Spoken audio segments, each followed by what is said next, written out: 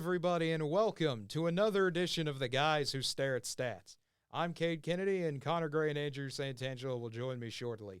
It has been a wild week, or week and a half at this point, it feels like. Even though it may not be, days just run together at this point, folks. But we've got a whole lot to talk about. We've got March Madness, the NFL QB craze that's been going everywhere. Deshaun Watson's now a Brown. Matt Ryan is now a Colt. Marcus Mariota is now a Falcon. And Baker Mayfield just somewhere caught in the middle as now a backup quarterback trying to find somewhere to play. We've got a whole lot to talk about tonight, and it is going to be such a fun time here in wonderful Alva, Oklahoma, in our nice little Ranger room, you could say. So as I introduce Connor and Andrew to the show, fellas, how are you doing tonight? Doing pretty good. I can't wait to get started on talking about all a crazy day in sports. Oh, I'm doing well. You know, I've always been saying it the last few weeks. This is my favorite time of year with the March Madness. Baseball's picking up, getting ready to start, so I'm ecstatic right now. All right, well, let's get into it. And our first topic, I mean, it needs no introduction. It's the only thing we've done pretty much every show on since it happened, and that's the NCAA Tournament. As we look at our nice, beautiful bracket, we were talking about this before the show started. I was comparing the NCAA's website to ESPN's website. And what a difference it makes. This bracket, you know, you can read it, first of all. Yeah, you can actually read it. You can read it. There's color to it. Doesn't look like it's 20 years old. Looks like it's, like, up to date with the 2022 year. It doesn't look like someone just put it up on their blog without really doing anything with it. That is true. That is 100% true. And the main thing I want to get into with March Madness is just going game by game, recapping what we've seen. Obviously, we talked a little bit about what we thought would happen. We'll get into that later on in the show. But looking at what did happen, I think that's, just a little bit more precedent over what we think. And let's get started looking at, first game here on the docket, Gonzaga, Georgia State. This was a game that was a lot closer than I think all of us expected in the first half. Georgia State, they gave really their all and a lot more, to be frank, and Gonzaga able to pull away at the end and do what the number one overall team should be able to do. This game was close for the majority of the time. I mean, it was a 2-point game pretty much the whole first half. I think Gonzaga was up by 2 points over Georgia State at halftime, and then all of a sudden I think it was like a 15-16 run really put the game away. Yeah, it's pretty much like overall, I wasn't able to actually watch that specific game, but I was like, why the heck is the game so close? And then I'm like, okay, Gonzaga's actually pulling away and actually doing what they're supposed to. I mean, you're supposed to beat up on the 16th seed. If you're the number one overall seed, you're supposed to be winning those games. Unless you're Virginia that one year. You can ask a certain UMBC how it feels to be the difference maker on that. Moving on to the next game, Memphis taking on Boise State, and the Tigers continuing to play their best basketball, getting a 64-53 win over the Broncos. Boise State still has not won an NCAA tournament game. Wow, that's actually a surprising stat. Yeah, I mean, I think I said it when the rankings came out. Memphis got underseeded here. They should have been better than a 9 seed.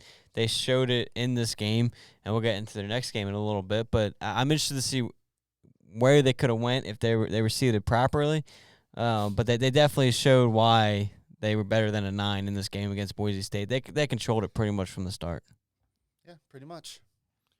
And then finally, our first upset of the day going our way, New Mexico State getting a 70-63 upset over UConn. The Aggies came to play, and my goodness, the man they call Timmy Buckets. Just what a day Timmy Allen had for the Aggies.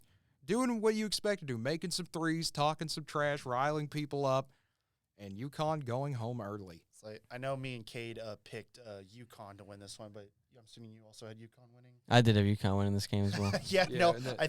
I think the vast majority of everyone picked UConn to win that one. That really killed a lot of brackets out the gate in regards to being perfect. Yeah, it was definitely one of them. Another one that a lot of people had as a trendy upset pick almost happened, but Arkansas holds off the Catamounts of Vermont 75-71. I know we've all praised Arkansas a lot this year. Eric Musselman's team doing a great job.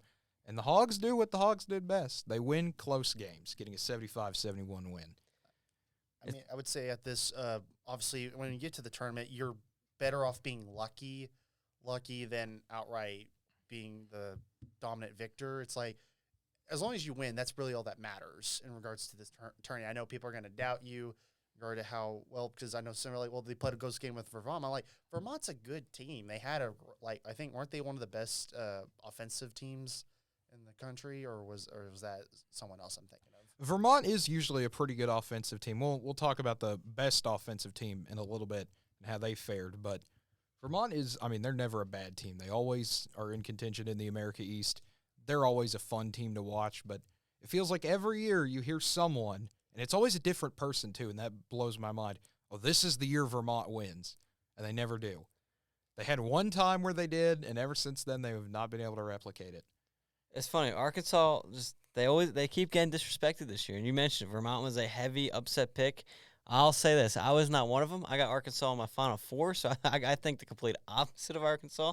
So we'll see how that ends up. But no, I've been talking highly on Arkansas for a while now, and I think it was obviously a close game and everything, but Arkansas in the end did what they had to do, and I think they're going to continue to trend in the right direction. All that matters is getting that dub. Exactly. Survive and advance. That's the story of the March here. Moving on to the next one here as we move to the lower half of the West bracket. Another surprising upset for some. I think all three of us had this upset correct, though. It was either Notre Dame defeating Alabama 78-64. I think it was for me, it was Rutgers that I thought was supposed to be in there, but obviously you can't pick the play-in game. So it was like whoever was going to win that game was going to beat Alabama, and obviously it was not surprised that Notre Dame pretty much beat up Alabama.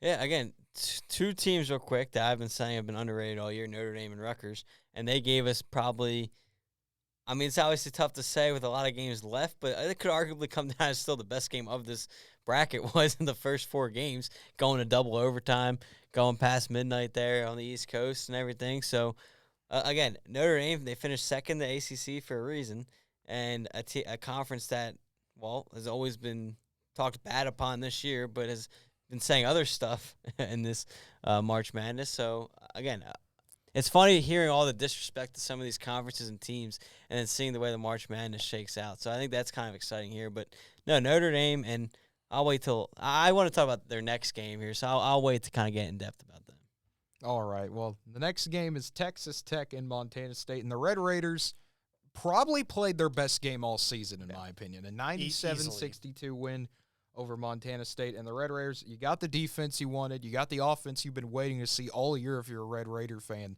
I mean, there's really nothing else to say about this. This is just a complete, thorough domination that you love to see if you're a Tech fan.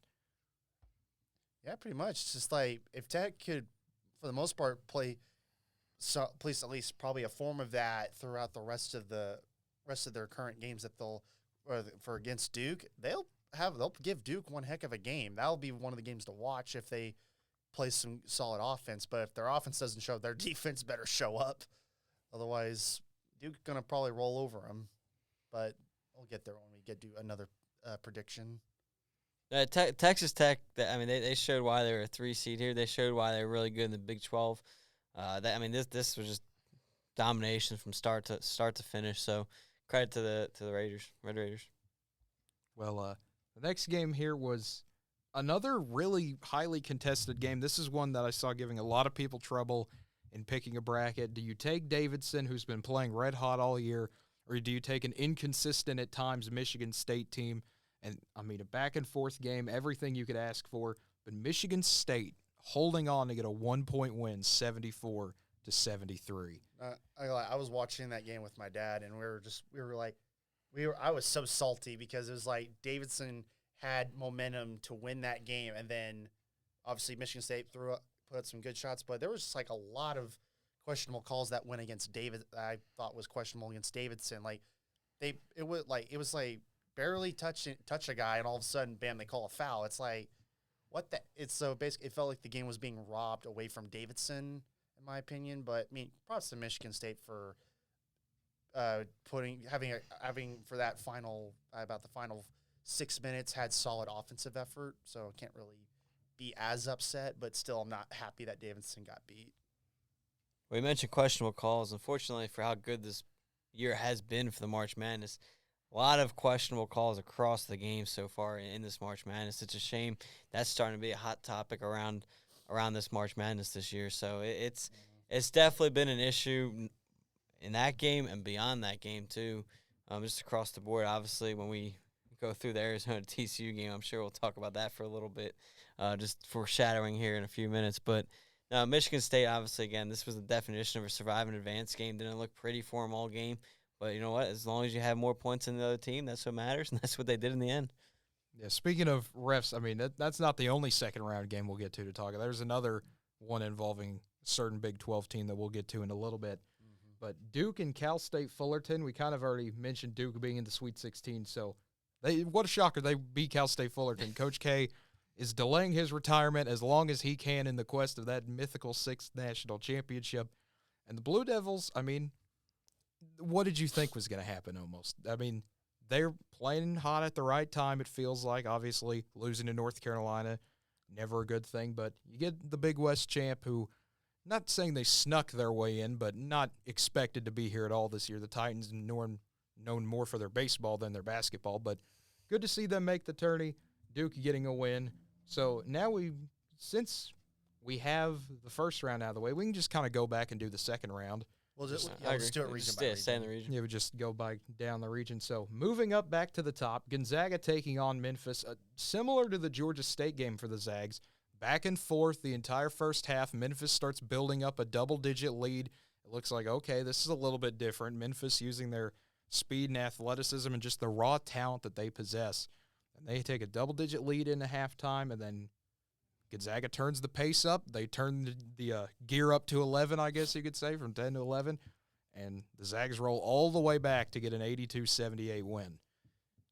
A pretty solid game for both teams. Played really well for the most part, but props to Gonzaga just get back in that game and pretty much take the victory over the Tigers. I mean, all of us pretty much had Gonzaga advancing beyond this, but I think we kind of didn't necessarily expect the game to be that much close as it was.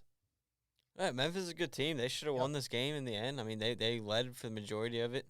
And listen, Memphis had control until probably that under 10-minute mark in the second half of this game. I mean, Memphis, to me, looked like the better team in this game. But in the end, Gonzaga was able to find a way to pull it out. So, to me, I was high on Memphis. I wasn't surprised to see a good game. I was tempted to pick Memphis. In the end, I didn't pick Memphis, but they should have held on and won this game. I'm sure they're kicking themselves for not winning that one. I agree. Yeah, it was one of those. It's just heartbreaking to see for them at the end. I did enjoy the announcers. Can't remember the color commentator's name, but insisting every 30 seconds that Penny Hardaway should call a timeout. I enjoyed that. All right, he should take a timeout now. 5 minutes later, okay, you got 3 timeouts. You should still take a timeout. Okay, you should still take a timeout. I was like, he's not calling that timeout.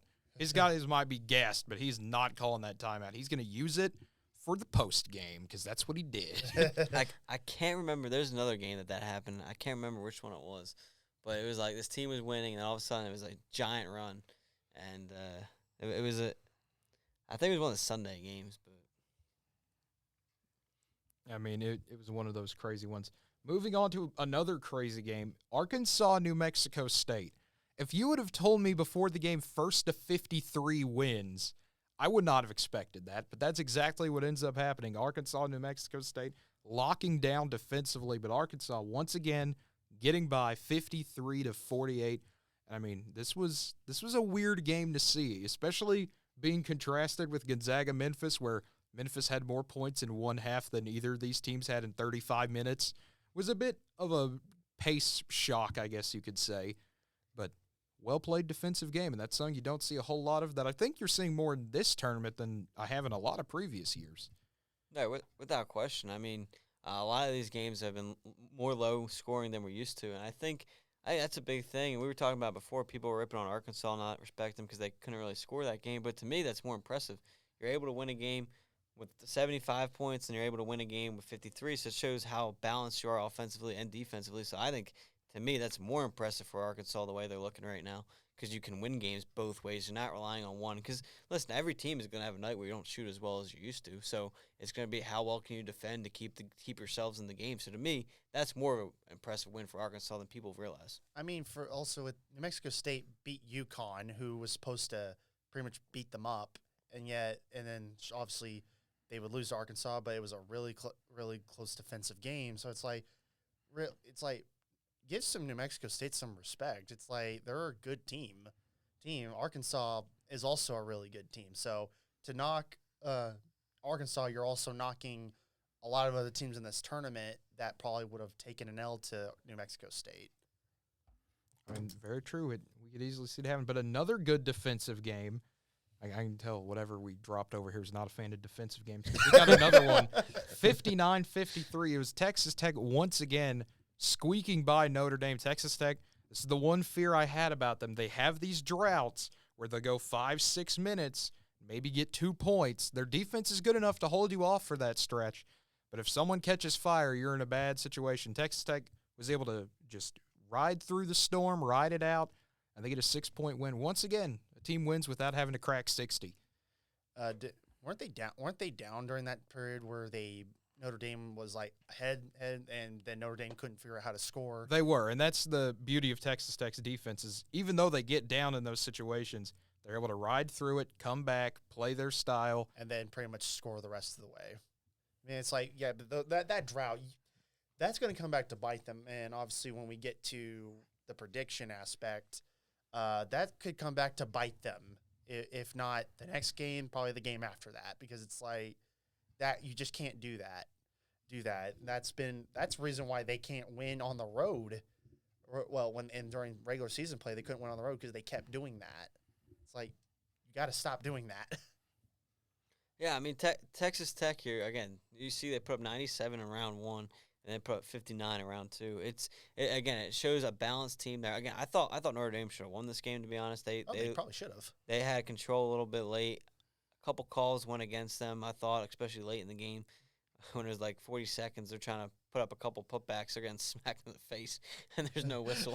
and unfortunately, that was the end of the run there. But credit to Texas Tech for battling back. Again, holding a good offensive Notre Dame team. I mean, if you watch their game against Alabama, they really didn't miss much in that game. And then Texas Tech holds them to 53 points. So that's just the fun of each night. Anything can happen. And it sets up a lot of fun potential for this next game in the Sweet 16, which obviously we'll break down in a little bit, but I'm excited for that game.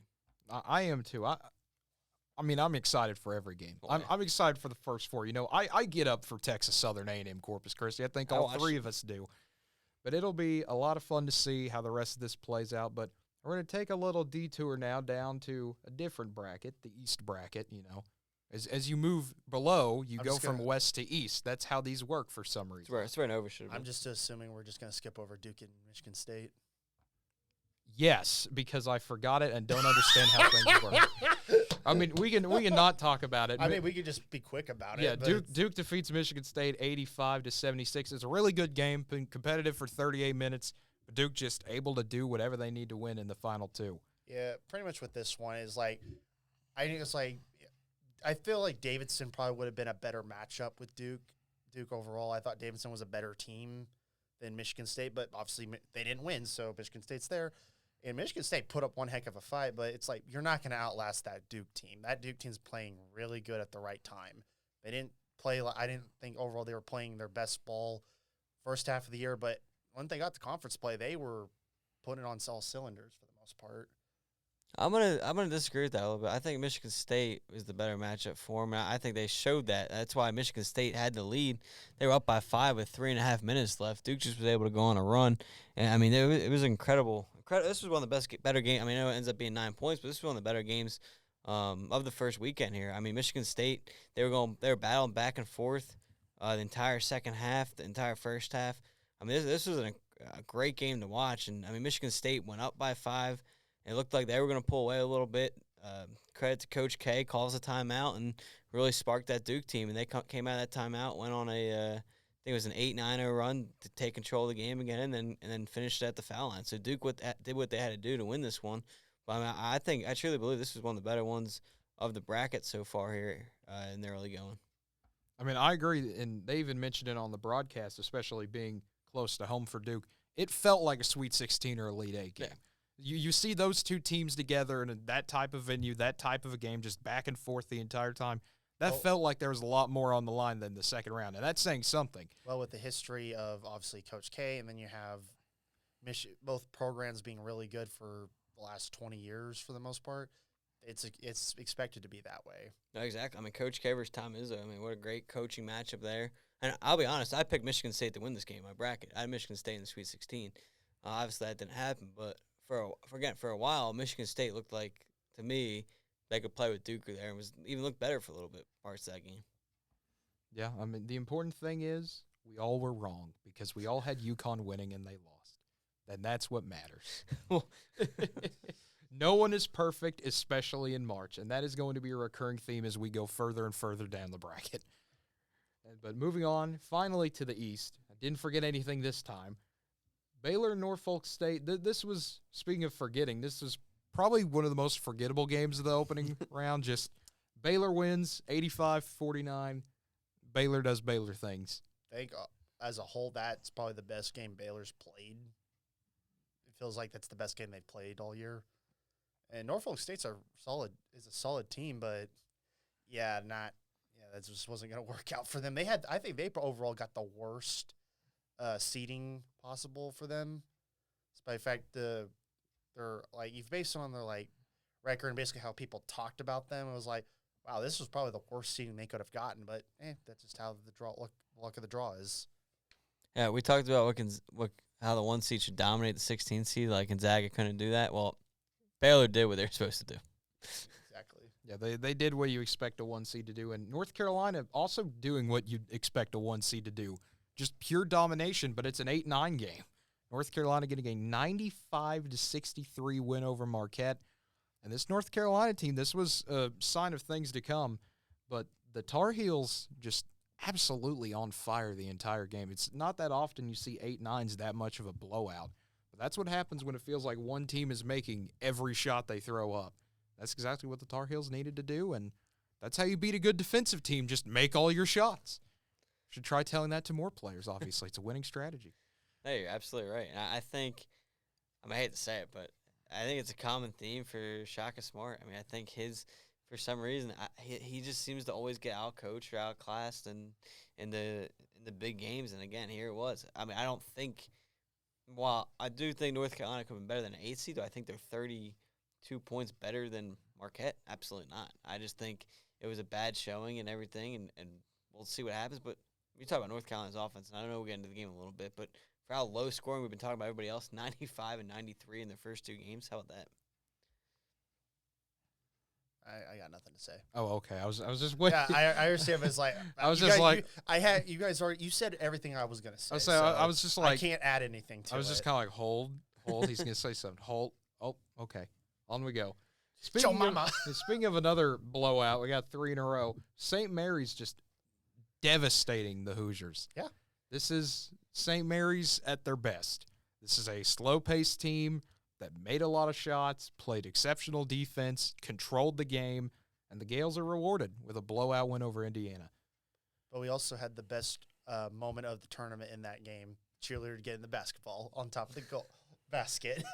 The call of the year. It was the call of the year. Nothing will top that. We can have a buzzer beater for the national title again. Still won't beat that. No. Nothing tops that moment. That is March. But this is March. Yeah. That was the best moment for Indiana in that game. Yep. That's pretty much all it is. But it's like St. Mary's doing a great job dominating most of that game. Indiana just didn't have a shot. I mean, I fear this was going to be the fate of whoever had to play St. Mary's. Pretty much.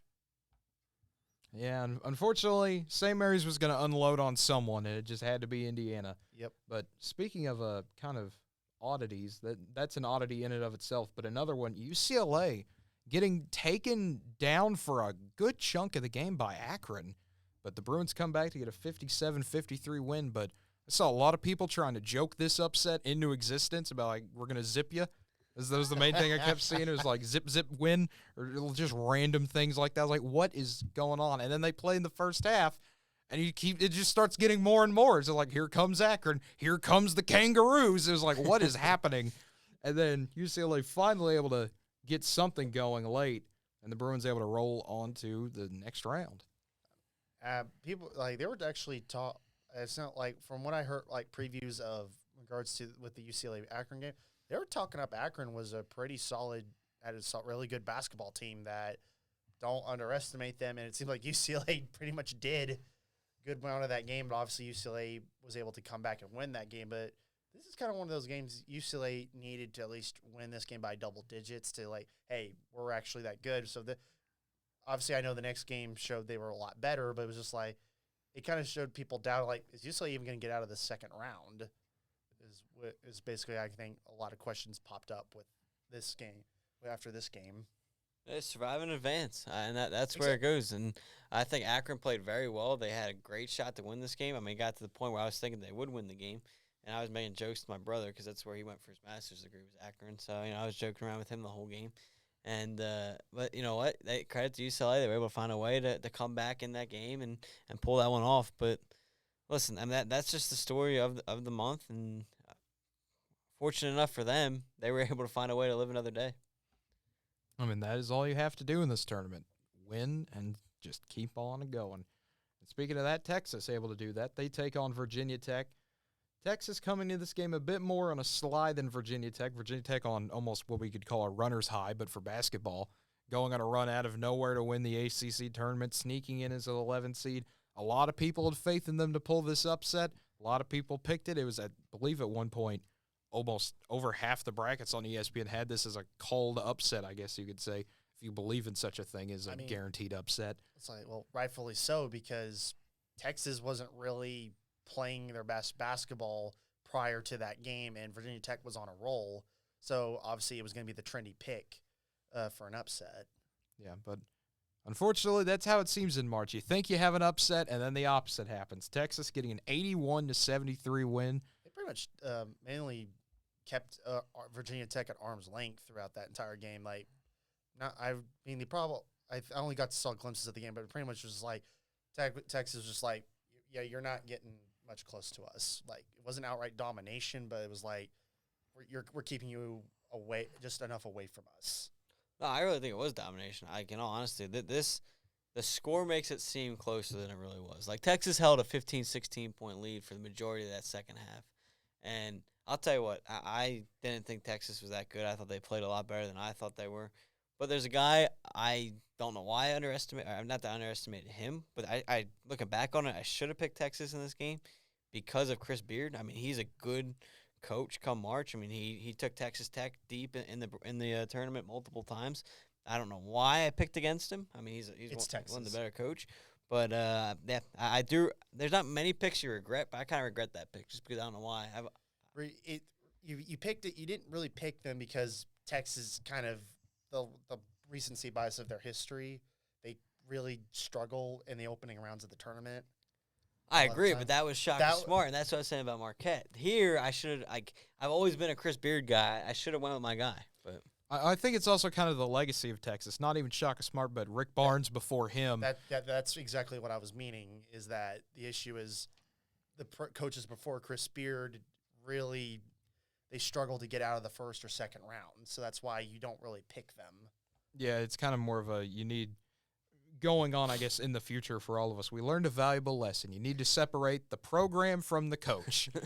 Because the coach can be he can be a part of the program, but the program cannot be a part of the coach. Or vice versa, however you want to interpret it. Literally can ignore my advice. That also works too. I've seen a lot of people do that and be successful. Maybe. Maybe not. I don't know. We'll find out later. And by later, I mean next year. But Purdue taking on Yale, and, I mean, we all had the easy pick here of Purdue. We all took each other's advice on this one. Speaking of advice, just trying to make that segue last. I apologize for those of you probably tell me. And Purdue please stop. Just outright kill. Yeah, Purdue just destroys them, 78-56. Boilermakers doing what Boilermakers do. Train keeps on running. Well, here you had Purdue-Yale. Everyone jokes about the Ivy League being one of the upset teams. We mentioned people trying to speak Akron and that upset into existence. I think people were trying to speak this Yale upset in existence too. But Purdue had, unlike UCLA, Purdue just wanted to show them who's boss, and Purdue did that and just took control from the beginning. Yeah, that's exactly what they did. Cade, your camera died. So it'll just be me. Wonderful. It'll just be the Andrew and Connor show. So camera will stay on Andrew and Connor. So And so if we learned anything from last time, y'all have about 15 minutes to get your screen time in.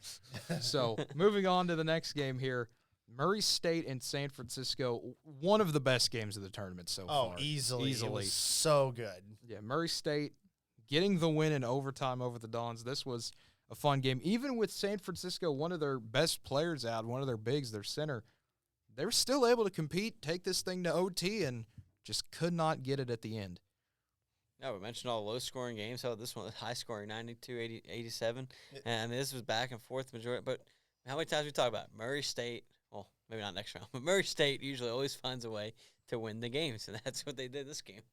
Yeah, pretty much. It was just like, obviously, both teams just brought it as best they could. San Francisco was obviously a team that I know some people picked, and it was like, I understand why. San Francisco is a pretty good team out of the West Coast Conference, but it was just, in the end, Murray State was able to overcome what they usually do. Obviously, the second round's another story, but they did what they're supposed to do, survive and advance. And then we get to the upset of the tournament. Every tournament has its most memorable game, and this is probably going to be it. St. Peter's coming out of nowhere in the eyes of 98% of the nation and just shocking Kentucky with an 85-79 upset in overtime. Oh, no, if you pick St. Peter's to win this game, first of all, put it in the chat if you got this right. If you got this right, congrats to you. You're an expert.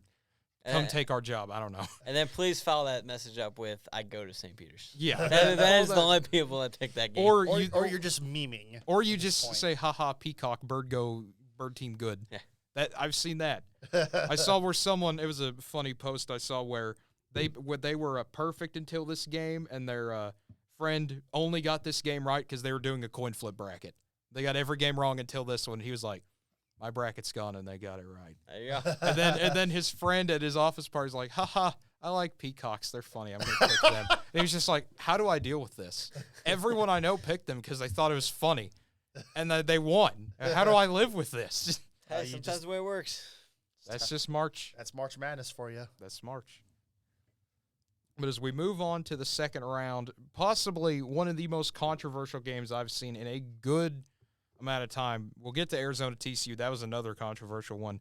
But I have not seen this much dissatisfaction with officials as I saw in this game. North Carolina just blowing out Baylor, just dismantling the Bears. Brady Manick gets ejected for a flagrant 2, and Baylor comes storming back to tie this one up, take it to overtime.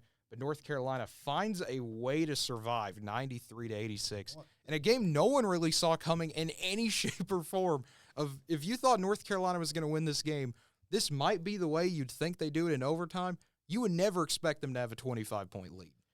Yeah, it's one, like, this was one game I was watching because it was the first game of the day. But it was like, Baylor got themselves in foul trouble really, really quickly. Like, a lot of their starters were getting 3 to 4 fouls. Like, I know at highest they got was 3 in the first half, but still was like, oh my goodness, if they have to deal with this the rest of the game, they are screwed. And they got lucky that they were able to come back from 25 down to just send it to overtime. But there were a lot of, I feel like, just kind of watching most of that game, I felt like refs were trying their best to make sure North Carolina stayed ahead, and that's what it felt like watching that game. It was like, how is that a foul? How is that a foul? Well, see, I saw the exact opposite reaction on social media, where the second Manick gets ejected, it turned into 14 fouls. Okay, dude, I was being like, I didn't get to see that part because I was driving. Yeah. So I didn't know that he got ejected, and then they came back. I just saw they were down and just quit watching, and then I come back, and then they're going into overtime.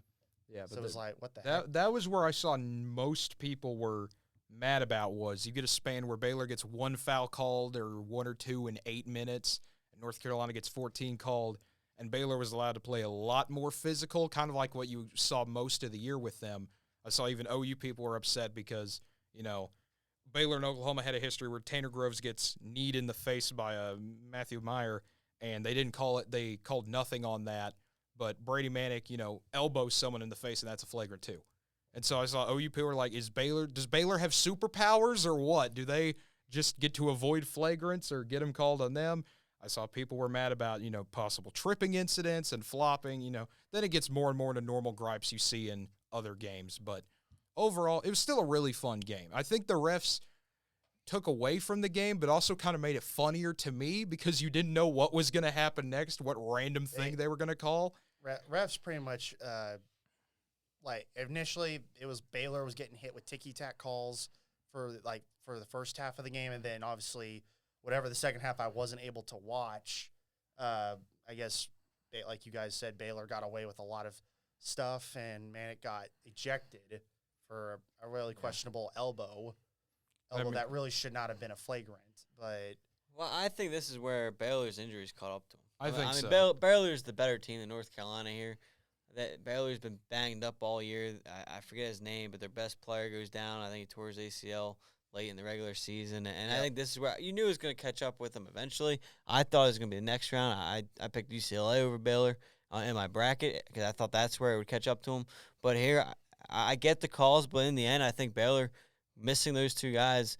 I'm blanking on the one guy. The other guy was, I think, E.J. Carter's his name. Yeah, you're thinking of Chachua, aren't you? Yes. And so him and Carter both going down.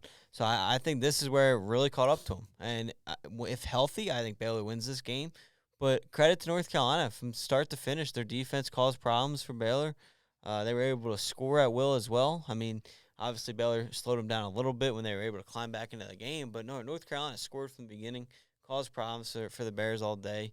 But credit for Baylor, battling back. And I think, when you see a guy like Manic get ejected, I'm sure Baylor's eyes, he had 26 points at the time he was ejected with half the second half left to go. So, when you see a guy like that guy ejected who's scoring most North Carolina's points, it's like, okay, maybe we can make a miracle run here. And they obviously fell just short of it. If they could have got one more bucket in that half to avoid overtime, they could have pulled off the comeback. I get losing Manic was a bit of a blow to North Carolina, but you got to be able to overcome I was going to say, the other issue was North Carolina couldn't figure out how to handle a press at all. Baylor just, once a Manic goes out, North Carolina had one or two really bad turnovers on their own, and then Baylor started pressing him the entire second half after that ejection, and North Carolina could not figure it out for the life of them for 5 minutes. And that let Baylor right back into the game. Because the way the trajectory of that was going, North Carolina should have blown them out. Instead, obviously, Baylor managed to get back in it, send it to overtime. Yeah, so it was props to Baylor for taking advantage. Like any other team, you take advantage of that, even if it's under questionable circumstances. You take advantage of that. You try to win the game, but even then, it's that should never have come down to that. But that's just how the game goes. Yeah, it was a great game. Unfortunately, refs played a part in it, but ref ball strikes again. Yeah, ref ball always strikes. I was thinking they brought Big 12 refs with them for a little bit just to cause ultimate chaos because they were for them, they were against them. They're Big 12 refs. What can you say? But next game, UCLA just taking it to St. Mary's. We talked about the positives of St. Mary's, how they can play slow. They're a good defensive team. Yeah, that didn't work. We also see the downside of that. When you're a slow defensive team and another team plays really well offensively, you do not have a whole lot of time to come back from that. That's what UCLA was able to do with a 72-56 win. Yeah, pretty much UCLA did what they're supposed to. What I thought they probably could have done to Akron, but then again, Akron was a really good basketball team, so got to give props to Akron. But UCLA pretty much did what they're capable of doing, beating up teams. And St. Mary's is a good basketball team, and that's not putting them down. But UCLA was just played a much better basketball game than St. Mary's. No, that question. Credit to UCLA for bouncing back after playing it close with Akron. They were able to fix things with that one day off there and get back at it, ready to roll, and that's what they did. That credit, that's part on coaching too. Credit to Mike Cronin coming in over from Cincinnati, able to get that job done there. And they took it to St. Mary's there, and credit to St. Mary's for a good season. But I think the better team won here. Yeah, I agree wholeheartedly. And the next game, Purdue and Texas. Speaking of better teams winning, at least in my biased opinion. Purdue getting an 81-71 win, and Chris Beard coached another wonderful game. This was a fun back and forth, most of it, but then the Boilermakers break it open late in the second half, go on a big 9-0 run, and Texas just cannot recover from that punch, and Purdue does what Purdue usually doesn't do. They make it to the Sweet 16. I'm trying to remember, was this a Sunday or Saturday game? Yes. This was a Sunday. Yeah, game. this was a Sunday, I'm pretty sure. Yeah, I was working tonight, so I could not watch this game at all. So I didn't know what really happened. I just know that Purdue ended up winning. So could you guys kind of enlighten me on that one? Purdue good. There you go. That's all they explain. Besides No. the back and forth affair. I mean, Edey's a great center. He causes a lot of problems. Same with Edwards. They're off the bench. They live off the bigs and they wear you down. That they got a very well balanced play, and that's what they were able to do. Balance from guard to center, and they were able to wear Texas down. Texas just didn't have the bigs to kind of stay with them. Yeah. And in the end, they were able to pull away. And I mean, Chris Beard did what he could do through the guys out there. I mean, Texas played a better game, honestly, than I expected.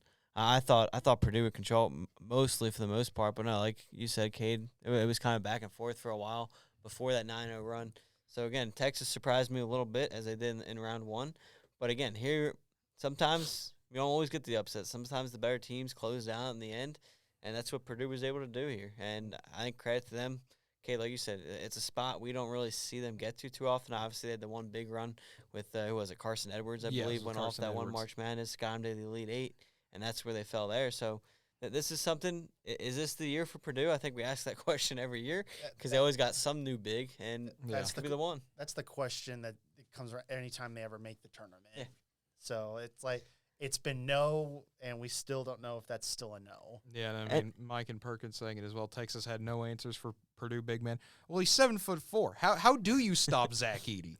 You take his legs out. Unless you're going to bring Boban Marjanovic somehow onto your college team and say he's got a year of eligibility. You have no one. There's no one else I could think of with that size to put on him. Just get a crowbar. I mean, Taco Fall ain't walking through that door. There's no one else I can think of to guard him. Well, your best bet's try to get him into foul trouble, and Yeah. I think that's something Texas didn't do was attack him enough down low and try to get those fouls. That's the only thing I might have changed there if I was Texas. But, hey, again, and there's the thing about Purdue, and obviously we're into that matchup in a little bit, but this could be the year. I mean, they obviously have a favorable matchup next round, and then maybe you go up against an 8-seed North Carolina or even a 4-seed UCLA that struggled a little bit. This could be Purdue's year to get out of their region. It really could, and Purdue will be taking on the unlikeliest of teams with St. Peter's getting a 70-60 win over Murray State. Just another fantastic display from the Peacocks. It was not at all what anyone expected. I think this was a better matchup for them than Kentucky, which is a little rarer to see that for, a 15 seed having a better matchup in the second round than against the team you already beat. Usually it's the other way around. But all credit to St. Peter's. They've played two phenomenal basketball games. And against Murray State, like we said earlier in the show, I was waiting for that Murray State miracle comeback run. They just don't lose close games. We're all waiting for that, but it just never happened. St. Peter's was able to find a way to just keep him out of reach there, pull up the double digits, and able to get that job done. And, I mean, hey, what a fun run for them, and we'll see what they're able to do. Yeah, I mean, we will. I mean, this is the one concern I talked about with Murray State a little bit to me was they're good about closing out games, but they're not good about blowing games open when they have a favorable advantage. And when you finally get a disadvantage, how is that going to work for you? And unfortunately for the Racers, they were not able to get it done, and they are once again denied from the Sweet 16. They've had so many chances, but instead it's St. Peter's making their first trip ever to the Sweet 16. Hey, if they could have brought John Morant back, they would have made it. Well, yeah. Yeah, they'll just add an NBA player to a team, and, yeah, they'll probably do it, I would think. But taking a trip back up to the top of the bracket, looking at the South now, Game 1, a little bit of a, not surprise with Arizona beating Wright State 87-70, but a little bit closer than you'd think, considering Baylor's dominant win over Norfolk State. We kind of talked about how a 1 seed should play. Arizona played a little bit tighter than you'd expect. Yeah, Arizona had him for a while. I think it was up at 21, 22 points. Then all of a sudden, Wright State went on a big run. I think it reached 11, 12-0 run or something like that. They cut it to, I think, 8 was the closest they got, and Arizona pulled it back to 17. So I think Arizona just pulled the foot off the gas a little bit, let it get a little close, and then they put it right back on there to close out the win. It really, I know Arizona picked it back up, but it's like, that kind of just shows that you can't, even if it's with a 16 seed, you cannot let off the gas. You gotta step on their throats, especially they're a 16 seed and you're a 1 seed. You gotta put them out of their misery as quick as possible, so you don't have to worry about any surprises. Oh, without question. I mean, these are all. I mean, in the end, we joke about one team being a lot better than some other teams. But in the end, they're all D1 players. So yeah, if you take them lightly, they're gonna cause a surprise. And obviously, that happens with the amount of upsets. There goes our camera. Yeah, and there it goes. Well, it was a good run for both of our cameras today, but unfortunately, they are gone. So, rest in peace, cameras. You were good. Everyone just gets to hear our wonderful voices for us. Yeah, you just get to hear our voices for the rest of the show. And I guess it's full podcast edition now. No cameras, no anything. But moving on to the next game, the grit and grind of TCU has been a whole lot of fun to see this year. It really has. Mm-hmm. This has been a fun team that's been playing some great basketball, which you don't expect. But when Jamie Dixon's at the helm there, you never know what you're going to get from that team. You know you're going to get good defense, but you never know about the offense. And it showed up with a 69-42 win over Seton Hall. Yep. TCU, I think they did exactly what I thought they were going to do, pretty much beat up Seton Hall. I knew that the physicality of TCU's defense was going to be a little too much for Seton Hall to handle. And the scoring really came into play like we've seen it can happen. And pretty much it was, I think, just an expected game to win. Yeah, TCU really dominated on the defensive side. I thought that's where I was surprised. Obviously, they controlled the game from the start. It caused problems for the Pirates there on the offensive end. But I was surprised, not necessarily the result. I was surprised by the final score in terms of how much they won by. But hey, TCU got the job done, and they forced Kevin Willard to leave. They did. But they did. So Seton Hall technically looking for a new coach right now, as the main man they're going after is still in the tournament. Surprisingly. Of all teams. And the next one on the docket, Houston, doing what they do best. Houston's a lot of a weird circumstance, being a 5 seed. A lot of people, you look at the advanced metrics, have them as a top 5 team in general. But they were only the 5 seed here, and I think most of us did not have them going super far, especially with Arizona being a draw in the Sweet 16. Most of us did not have them. Only for my bracket, I had them getting beat in the first round. Yeah, but yeah, Houston just flat out dominated UAB. Yeah, that would not be the case. The Cougars getting an 82-68 win over the Blazers. I know it's within 14. It's Houston pretty much was killing them at the start of the second half. It wasn't really as close as it kind of shows. Yeah, without question. Houston's a very good team. They're well coached as well. Obviously, he's had some problems in the past, which was why he ended up being open for them to get. And we'll see how long. He continues to work with them, obviously, but they got this game from the start. They're a very good team. Okay, like you said, they're viewed a lot higher than a 5 seed for most people. So, listen, they're going to give – I know I'm jumping the gun here, but they're going to give Arizona a run for their money. They're going to give – this team's well balanced from top to bottom on that team, from guard play to center play. So I'm interested to see. I wasn't surprised to see this kind of play against UAB. I agree with that assessment.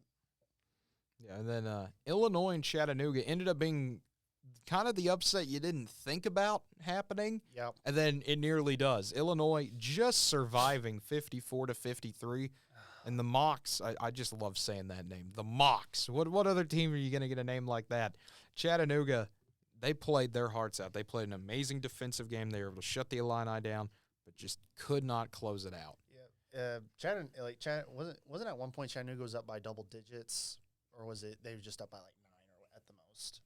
I'd forget. Oh, gosh. I don't know if it ever hit double digits. Well, it was close. They even down to the final few minutes, they were still up on Illinois, and just Illinois chipped away that lead and just managed to get one, and Chattanooga just could not get a final last-second shot up. Yeah, they weren't playing their best basketball. We talk about all the teams that were clicking at the right time going into March Madness. The Illinois was the complete opposite. They struggled from the start there, late in the Big Ten. I forget who they got beat by in that bracket, but going in here, they continued to struggle, and obviously it showed the next round, which we'll get into here in a little bit. But Chattanooga, again, they played very well, but in the end, they did enough to win the game, and I think that goes to show where they're at, and we'll see where they go from there. And so, moving to the bottom side of the South, Michigan getting a 75-63 win over Colorado State. You know it's always a good tournament when your first game of the day is a 6-11 and 40% of brackets are going to get busted on literally the first game. That's how you know the sign of a fun tournament. Yeah, mine. Yep, this was the one that busted my bracket right out the gate. I had Colorado State winning this one, and it was just I couldn't believe Michigan was putting up one heck of a fight. Well, I mean, this is something I know at least Connor and I, we talked about, is Michigan is a very inconsistent team. Yeah. When they play bad, they look really bad, and we saw that in the first half for a few minutes. Yeah. But when they play good, they play extremely well, and that's what we saw in the second half of the game. Wolverines able to catch fire, and the team no one thought should be in the tournament gets a win. Yeah, I think it helped here. They got paired with a team that was probably overseeded.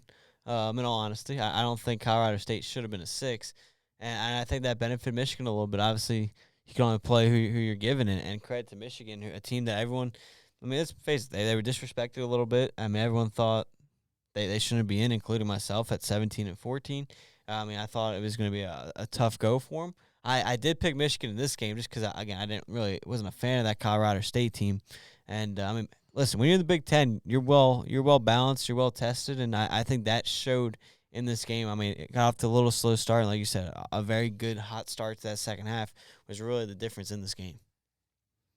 Then the game right beside it, Tennessee and Longwood. Not a whole lot to say about this one. The Vols did exactly what they should do, getting an 88-56 win over the Lancers, but Just absolute domination by Tennessee. I was like, Tennessee did what you're supposed to do. Come out strong, play well, and you should be able to get a win or at least compete really hard for one.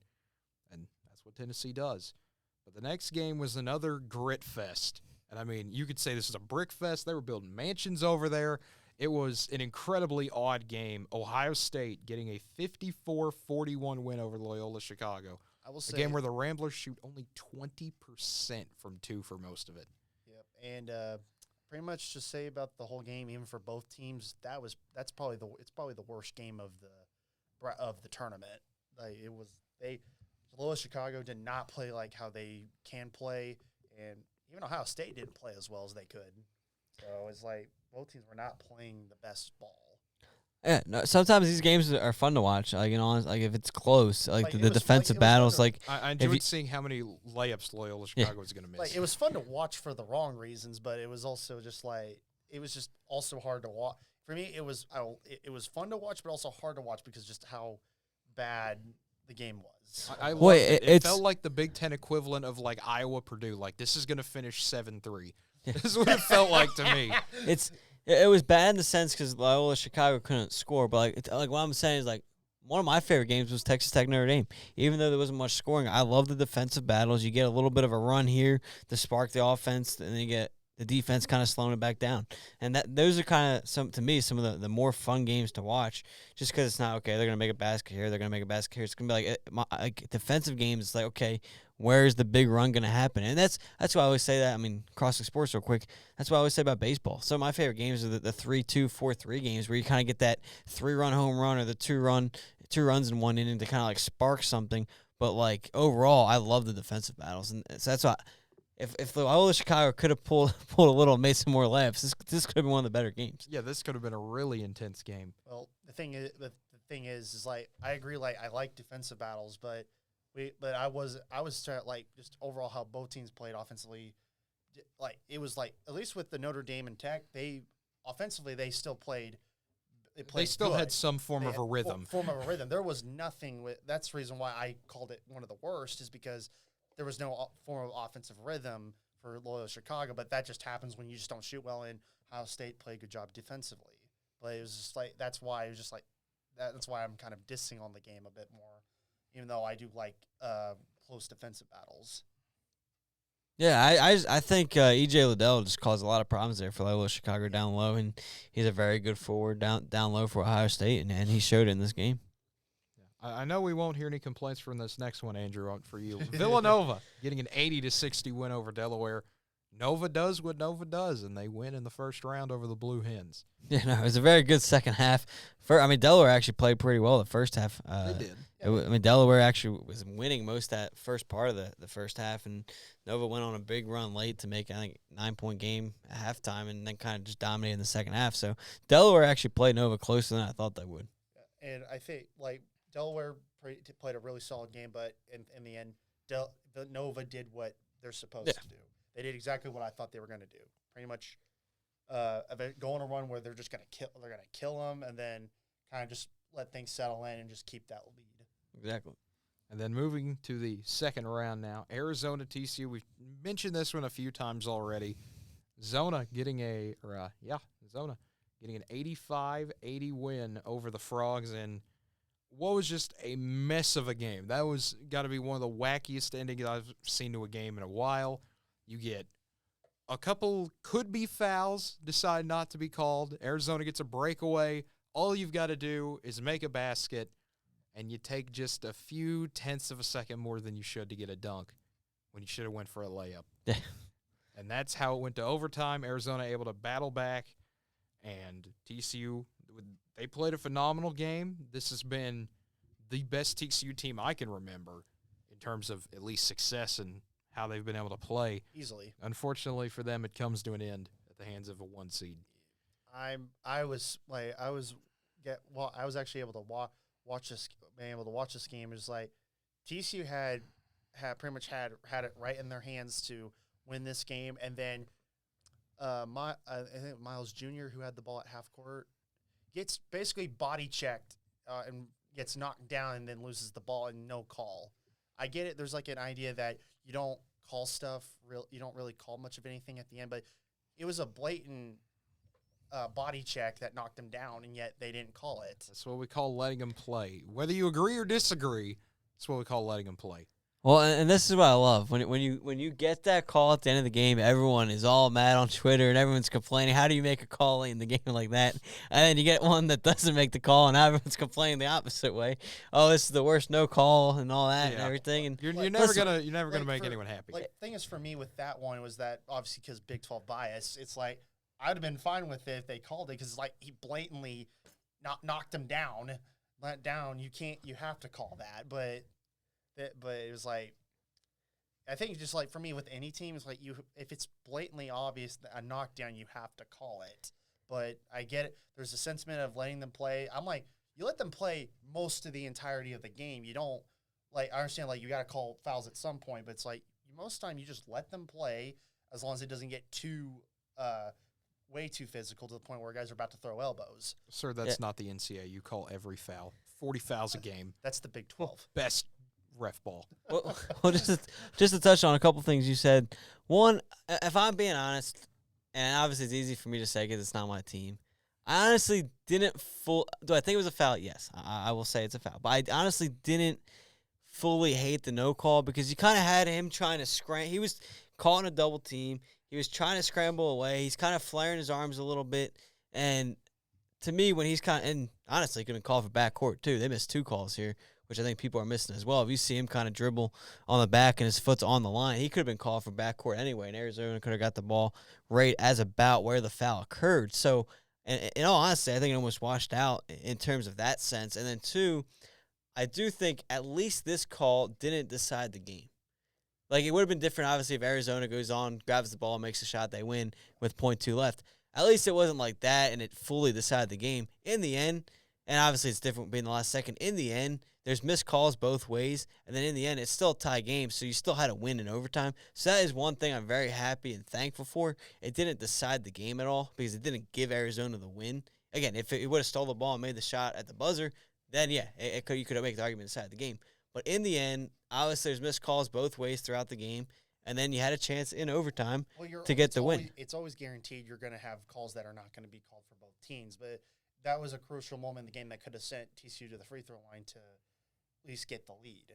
Instead, you don't call it, and you possibly, luckily for TCU, he held on to the ball too long. So, yes, it wasn't the deciding factor of the game, but you have to at least make that call. Either call the backcourt violation, like you mentioned, or call a foul, and it sends TCU to the free throw line. And then obviously you're gonna have people from Arizona mad that, hey, you make that call in the last. It's like, well, he blatantly got body checked and knocked to the floor, but obviously you can point out that he missed the call on the backcourt. But obviously you missed both things, and it goes to overtime. So yes, you shouldn't be as upset.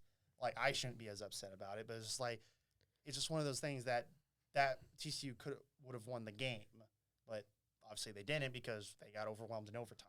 Well, a couple things on that, too, and this kind of goes back to the Riders and Des Bryant situation. Like, obviously, there would have been about 5 seconds left, so we don't know fully if they would have won the game. The guy still has to go to the line, hit both shots. Arizona's still going to get the ball back with time on the clock.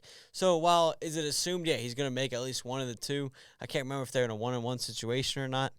But, again, it's a spot where, to me, the no call still doesn't decide the game, and I think that's where I'm thinking. Like, the same thing with Des Bryant. Everyone's like, oh, if he would have caught it, they would have won the game. Well, Aaron Rodgers would have got the ball back with 3 minutes left. I wasn't arguing the point about it being about the deciding fact. Well, no, you're saying they would have went to the line and won the game. I'm saying, like, there still was time for Arizona. They obviously, and that's what people forget, and that the moment took away from how good this game really was. Arizona hit a deep three to tie the game in the first place there with 10 seconds left. So, again, to me, this call is overlooking the actual game itself in that sense. Again, in the end, yes, it was a foul. But, again, in this spot, there's plenty of other things to point for. Everyone's like, if they would have called it, TCU would have won the game. TCU still had an extra 5 minutes, just like Arizona, to win the game. Arizona still would have got the ball back with about 4.5 seconds, which is plenty of time to get the ball up the floor and still hit a shot. And I think that's kind of where this call is overlooking how good this game really was. But adding here with the chat, Mike and Perkins saying the TCU non-call was horrible with 2 seconds left in the game. I think the main thing for me, and I'm going to go at this from a different angle than both of you two. We've been talking about, is it a call, is it not a call? The thing I will say, to give the refs some credit, is they were consistent. They let this be a physical, drag-out, knockdown fight. I'm not. It's like we're not. Like me and Andrew are not disputing that. It was an amazing game for I the know, most part. But and I'm just saying, in my opinion, not to cut you off, but in my opinion, if you're going to establish that tone, at least at the beginning of the second half, we're going to let you play it out. I do agree with not calling it. However, there are calls like that where it probably should be called, but I think in the ref's mind, momentum impacts everyone. And I think the refs, sometimes that happens to them as well, where they let the momentum carry out and they shouldn't. So at the end of the day, I think it was a foul, but I'm not surprised they didn't call it. I know that's the most middle-of-the-road take I could possibly give. It's a valid point. I'm not gonna argue against it because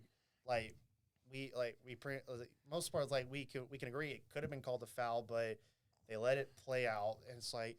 Yeah. Fine. Thankfully, TCU did have an opportunity to redeem themselves. If Arizona would have made that shot at the end, I'd probably be a lot more upset about it. But you had overtime, and TCU wasn't able to overcome that, so props to Zona for winning. But still, it's like... Yeah, congrats, Arizona, and for TCU, I am so sorry your season ended that way. That is one of the most brutal ways to go out. No, it is. And, I mean, that's where it's tough to say here, but real quick, too. You mentioned the Big 12 bias, so now I'm curious. Does that mean – I'm curious where you guys are because you're both obviously Big 12 people, Oklahoma State, Oklahoma.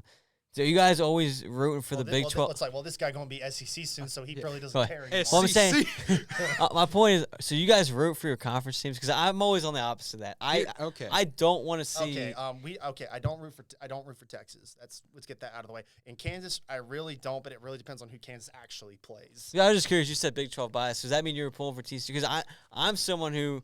You're a conference rival. I don't want to see you win. That's my take. I don't care whether you're my biggest rival or worst rival. I don't want to see you win. Here's how I've always interpreted it, at least as an Oklahoma fan, at least for me. And this is before going to the SEC, too. This is how I grew up. Everyone in the Big 12, regardless of sport, is a threat to our chance of winning. So regardless of, they could be a great team. That's all fine and dandy. I want you to lose in the first round. Texas, you root for them to lose. They're a rival. Oklahoma State, you root for them to lose. They're a rival. Kansas State, sorry, don't like you. Hope you lose in the first round. Iowa State, sorry, don't like you. Get out. Baylor, get out. Tech, get out. The only team I root for sometimes is TCU, and that's because when I went down to Fort Worth, their fans were super nice to me, super friendly. That's my own personal bias. I will admit that. So I was rooting for TCU to win this game. But if there's like a lesser of two evils, if Oklahoma State's playing Alabama in football, I'm going to root for Oklahoma State. Lesser of two evils. If Texas is playing Notre Dame, I will be okay with both of them losing if that's somehow possible. Lesser of two evils. But That's my interpretation of it. I was curious. You root for your rivals to lose unless they're playing the worst possible option. Like if you put a gun to my head, Texas USC football this year, I might root for Texas because I hate USC a lot right now. Basketball, I'd root for USC because that doesn't carry over to football. Well, it's like a lot of this isn't necessarily like whether football. Or I know it's not like football. For me, it's like when it comes to the Big 12 conference, I have like whether I like you or not, obviously hate OU, and I hate Texas. Mm-hmm. I'm not going to root for either of those two teams. Kansas for football, I'm going to root for them. Basketball, heck no, unless they're playing a team I don't like. Like personally, I won't like who does Kansas play? Kansas will play Providence. I'm rooting for Providence in that game. Like, but it's like Kansas is like you don't root for Kansas in basketball. You never do.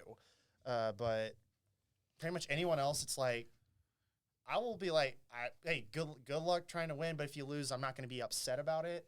Like it's like, for instance, Iowa State loses against Miami. It's like, good job, guys. You made it to Sweet 16. All right, now come sit on the couch with us. Yeah, and my thing is, I never got the conference pride thing. Yeah. I never understood it at all. The only time I do it is sarcastically when someone does it back to us. Like when Oklahoma played, they played Texas A&M, and Texas A&M beats them, does the SEC chant. The next year, getting to do the Big 12 chant to Alabama of all teams, hilarious. Basketball would be the same way. Oklahoma lost at Kansas, and they did the SEC chant at OU. If OU goes and somehow plays them, the thing is, when it comes to like conference like camaraderie, that's like that. People don't have like the camaraderie. Like, oh yeah, I want you to do. It's like, hey, if you do good, okay. But it's like we don't care if you lose. That's basically the idea. Unless there's like a team you absolutely hate that they're playing, then you flat out root for them. But otherwise, you don't really care if they want. That's basically most of the camaraderie ever gets. But it's like obviously it's your rival. You don't want them to win. Yeah. But obviously your team comes first. Yeah, your team comes no matter first. what. Yeah. No matter what, your team comes first. It doesn't matter in regards to how being. Would you like to see for me? It's like would I like the conference duel? Yes, because that way it pisses everybody else off who keeps saying the Big 12 sucks. See, I don't care because I'm like, if Oklahoma does well enough, it doesn't matter what the rest of the Big 12 does. And that's my point because like.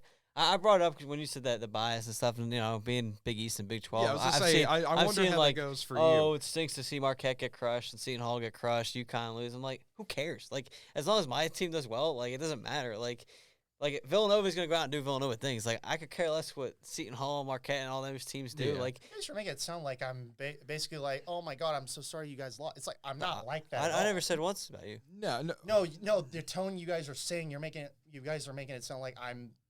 Exactly like that. Well, I don't think either of us intend. I'm sorry if it comes across that way. I said, don't mean it to come Twitter, across I said that Twitter. way. I said on that's Twitter. That's like you the way it's the way, how you guys are wording it. You're making it like you guys you're basically like wow, I can't believe you're like that or whatever. I think it's because, and it's nothing against you. I see a lot of. I think it's more the Big Ten, and I'm interested. To see it's definitely the Big Ten. I think the Big Ten drives me up a wall because I will see Purdue fans like, man, I really hope Michigan State does well. We're friends, we both hate Michigan and Ohio State. It's like, who cares? I hope you both lose. I don't like either of you. Why would you want, and I'm more mad at them, why would you actively want someone who is a threat to you in your area to do well? That's like, man, I hope the bully on the block wins because, he's not picking on me today. He'll get stronger and grind them to a fine powder, so he's not dealing with me, but I got to confront him at some point. I think that's more of like a football thing because they're both trash. I think so, but it's like, no, you just go take that challenge head on. You don't let them get better. You don't root for them to get better and more successful as a program. I would have destroyed them 90-0, which is impossible in basketball, but I'd like to see it happen. Impressive defense. Yeah, I mean, I would like to see all of the teams in the conference. I hope they all go as terribly as they possibly can because I think I want to see Oklahoma just crush them to oblivion. I want to see my team do the most otherworldly things possible. And I understand that some people, you want your conference to do well because you want the prestige to be better and you think that'll affect recruiting and things like that. It mostly does. I've heard takes from people like that, and my answer is, I understand where you're coming from, but Oklahoma's going to do what Oklahoma does, especially, to keep this more in basketball. If Oklahoma goes to 3 straight Final Fours and the rest of the Big 12 loses in the first round, would you not? If I'm a recruit, from my perspective, I would see that as wow, Oklahoma is really good, not wow, the Big 12 is really bad and Oklahoma only gets there because they play in a weak Big 12. You still got to beat 4 other teams to get there. No, I completely agree. That's how I see that personally. Now, there could be other people, and I'm not going to disagree with them. You do whatever floats your boat, but that's how I see it. I think the idea of, even if it's like let's say Nova going to the Final Four and the rest of the Big East got knocked out in the first round, it's like, wow, Nova really good in Big East, and they'll look at the Big East. It's like one team doing well actually reflects the conference mostly, but also they have to look at how these teams actually are in the regular season. It usually just elevates. Hey, had a great regular season. Big East had great teams in the regular season. It's like, obviously Nova going all the way. It's like, hey, they had a great conference. Mm-hmm. That's basically a look at. Like you saying, but it's like it can reflect the conference to an extent, but it's like getting to the tournament is already a hard thing to do already. It is. So you're already the prestige is already there. Yeah. Thereby making it. And so to me, it's just kind of funny because I do not get the conference issue is pride thing at all. Like with them, I think the main issue you could run into is if you're the only team that gets there. Yeah. That's where it's like, okay, your conference is crap and you're really only good because everyone else is not good. Yeah.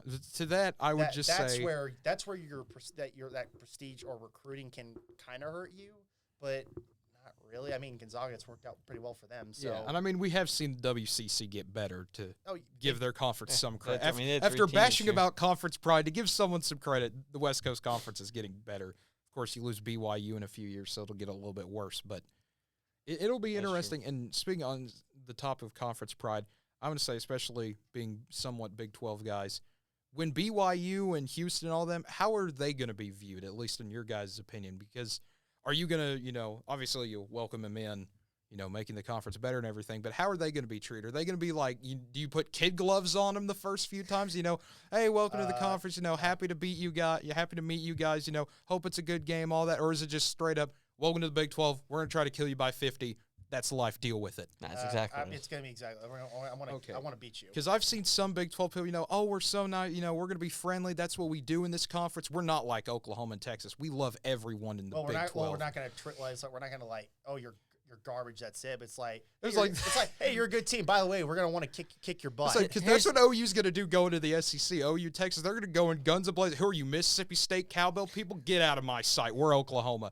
Can that backfire immediately? Yes. Will it probably happen at some point? Yes. Will we have to reap what we sow? Yes. But that starts a rivalry. That's fun. That's trash talk. That's what you want to see. The thing is, you have you already have the Texas teams that are already going to be there. They're like not big with Houston at all.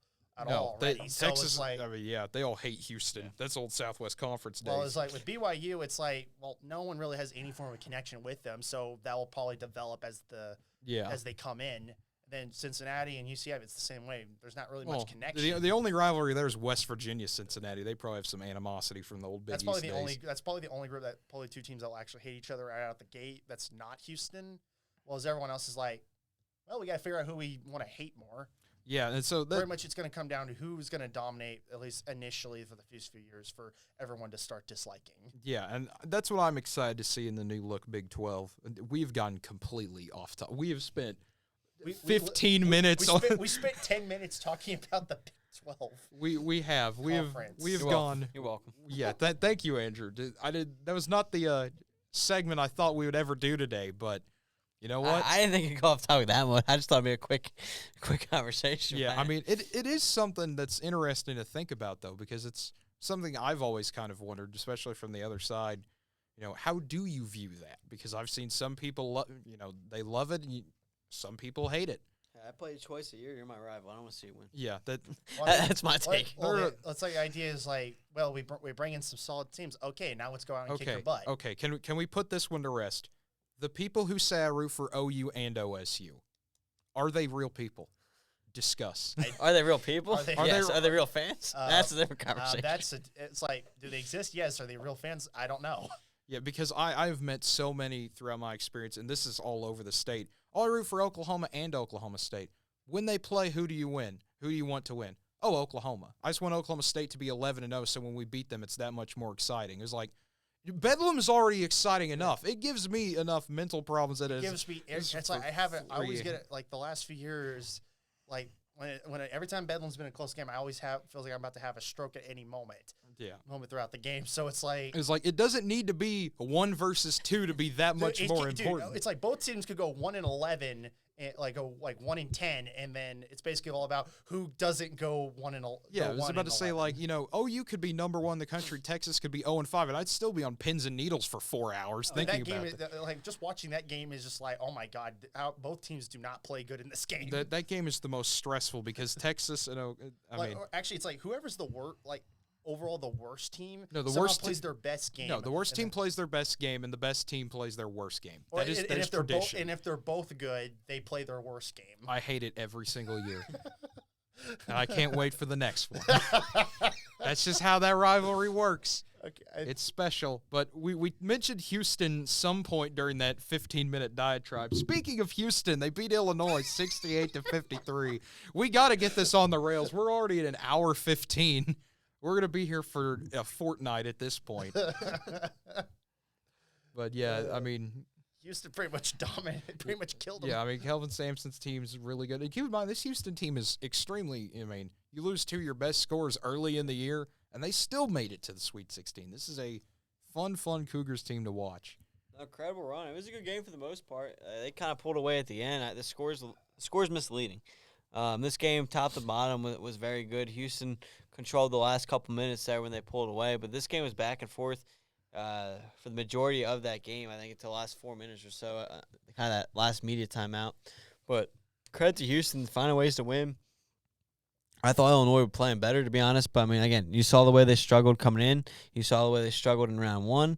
So, with the way they were playing, this shouldn't have been that surprising. Well, I thank those of you for tuning in. This is the highest view count we've had in a while. You just missed the most insane 15 minutes we've had in a while. I did not expect that segment to go on for this long, but we're talking about Michigan and Tennessee right now. The Wolverines getting a huge upset win, and they're continuing to play hot at the right time. That's what you have to do in March, and a bit surprising to see Michigan making it back to the Sweet 16. You were so high on Tennessee. I was so high on Tennessee. Everybody I thought this was the year. I wasn't. I had them getting beat early in the second round. I really thought they were going to, I knew they probably weren't going to go as far as I thought they would. Once I saw them about 5 minutes against Michigan, that was when I was like, oh, great, this is not going to go the way I wanted. And then they get beat. And I was like, I had this team in the Sweet 16 at minimum in all of my brackets and Elite 8 and even Final Four in one of them. I was just like, well, there goes that. Oh, I'm the only one in the room only had them getting beat in the second round. I mean, you remembered the Rick Barnes effect, so good for you. I mean, he's made it to 1 Sweet 16 in his double-digit years of coaching. And, I mean, whether it be Texas or Tennessee. But Michigan plays another great game, and shout out to the Wolverines. They're playing great. Yeah, credit to Juwan Howard getting this team back after obviously what went down there. He comes back. But, again, I mean, Tennessee winning the SEC tournament, and then they were coming in on a high note. A lot of people had them going pretty far, at least to the Sweet 16.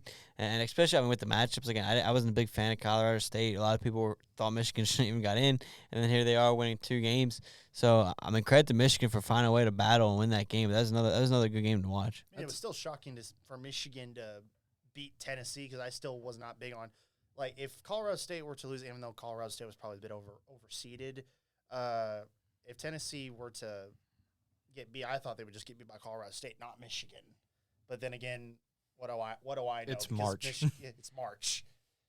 That's all you need to say. I've probably been a lot dead wrong on Michigan because I just have not been high on them because anytime I've watched them play, they have never played their best game. So, played really good at all. So, it's I'm not big on Michigan at all. So, I'm probably not as knowledgeable as I should be about how Michigan can be and how Tennessee played. To be fair, you could watch Michigan 4 times and have the same impression, and then you don't watch one game and they beat a ranked team by 20. Yeah. That's just the type of team they are. They're just such a young team this year. And, this is great experience for them, being able to make this kind of run with a lot of underclassmen playing. It'll be scary to see what they can do in a few years. And Villanova getting a 71-61. I had no transition for that. I just had to. Villanova does the thing. 71-61 over Ohio State. Wildcats play good. I'll just let the Nova fan talk. Yeah. This is a good. And as our local Villanova expert, Now, this was a good game, top to bottom. I mean, Nova went through a little bad stretch in the second half where Ohio State was able to make it close, but Nova jumped out well from the start, took a double-digit lead into half, and really controlled it for the most part outside of a late Ohio State run, but Nova was able to survive and still take that 10-point lead or 10-point win. I mean, Nova's just well-balanced, and they have a couple guys that can beat you, and Colin Gillespie being a fifth-year senior and he's played the most games in Nova history. So, I mean, they've got the experience on their side, and that really showed in this game against a young Ohio State team. Yeah, so it will set up some interesting matchups. You got your 1 and your 2, and then a 5 and an 11, just as we all predicted. As we move to the final quadrant, the Midwest, quite possibly the craziest one in terms of everything that happened, especially in the first round, starting with the one game we kind of expected. Kansas just taking care of Texas Southern, shutting them down 83-56. Kansas played like Kansas in this one. That's about all you can say. Everyone played well. He made good shots. You were able to feed Dave McCormick in the post. That's what you want to see from Kansas. Mm-hmm. Move on to the next game, and San Diego State, who I was high on. I like their defense, but it did not come through with them. Creighton, a young Creighton team surviving an injury to their center. They come back and force a overtime, and Creighton does what Creighton does. They get a win. Yeah. For this one, it was like I picked Creighton to win, so I was the only one that did not. You two knew what you were doing. I picked Creighton. It's like Creighton was I thought Creighton was. San Diego State. Obviously, when we discussed it, I'm like, oh, they actually had the best defense because surprisingly I didn't know that stat much. Then again, I didn't watch much of San Diego State at all. No one did. They played 10 o'clock our time.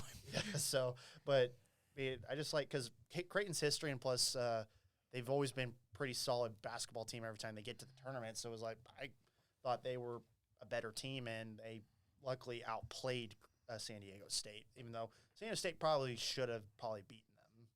Probably, but that's why you got to play the game. No, San Diego State led for most of this game, I think, and Creighton went on a late game run and battled back. So credit to them again. They're well coached. They've been there before, obviously, when they had Doug McDermott went on the big run. So they've got some experience in terms of the program and the coach and stuff. Obviously, nobody on that team was there when Doug was playing. But this is a good while ago. Yeah, it was. Again, that's what the team needed, and it's a solid win for them. Again, young team, and again, you mentioned it, Cade, with the injury to their center, and things could have played out maybe different in the next round. But it was a tough battle for Creighton, and they got the job done there in the end. And we get to another upset. Richmond, not the team you expected from Virginia to go on a run, but another conference champion making their way through the tournament, getting the A-10 title. And they take down Iowa. They're able to slow down the amazing Hawkeye offense, hold them to 63, and the Spiders getting a 67-63 win to move on. I think outside, obviously, of St. Peter's, I think this was the most surprising upset for me. Yeah, it was. It was. Obviously, Richmond went on a big run. They win the A-10. They barely sneak in. They were the 6th seed in the A-10 conference, and I was surprised. Obviously, they rode that momentum into the madness here, into the dance, and they were able to get one more win out of it. But I mean, I thought Iowa was going to be better, especially the run they went on. Yeah. You thought, okay, they're a hot team coming in here as well as two hot teams going at it, and that's why it was close. Yeah, but obviously many of us had Iowa going pretty deep, either pretty deep or at least getting to the Sweet 16. I mean, Iowa was a trendy Final Four, dark horse. I think 10% of the brackets they said had Iowa in the Final Four. ESPN it was almost like watching stock traders, buy Iowa. They're going to make a big run. They're going to beat Kansas. They're going to beat Providence. Well, they didn't beat Richmond. Yeah, but it's like this game I was able to kind of flip back between, but it was just like, oh my goodness, it's like I just could not believe Richmond pull a victory. But then again, Richmond was on a hot streak, and they showed they were the more hotter team. See, Providence was my Sweet 16 pick out of these teams. To me, Providence is being undervalued from the beginning, and obviously we're into that one here with we'll segue right into that. Yeah, we'll just get right into Providence. Jump right into it. Friars getting a 66-57 win, locking down the number one offense in the country in South Dakota State. Wait, I mean, everyone was talking about, this is going to be the big upset pick, South Dakota. I mean, I think Providence, as a 4-13 matchup, was a 1.5-point favorite once this game actually tipped off. And, I mean, from the beginning, I thought, okay, Providence, they had the Coach of the Year here. I mean, they're just being disrespected from the beginning. I think they're going to get a couple wins, and obviously here they did a nice job.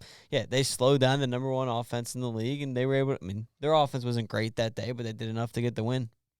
Yeah, it was like San Diego State, yeah, great offense and all, but I was like, Providence is overall a better team, though you could call them a more lucky team in some stretches of the imagination, but it's like Providence was just overall a better team than South Dakota State, even though they only won by 9. It was like still Providence was overall better. See, I think South Dakota State had one shot at beating Providence, and I think they showed it in the first 8 minutes of the game. If you remember about this one, that first 8 minutes, there's no media timeouts, there's no nothing. It's just a back-and-forth hectic pace.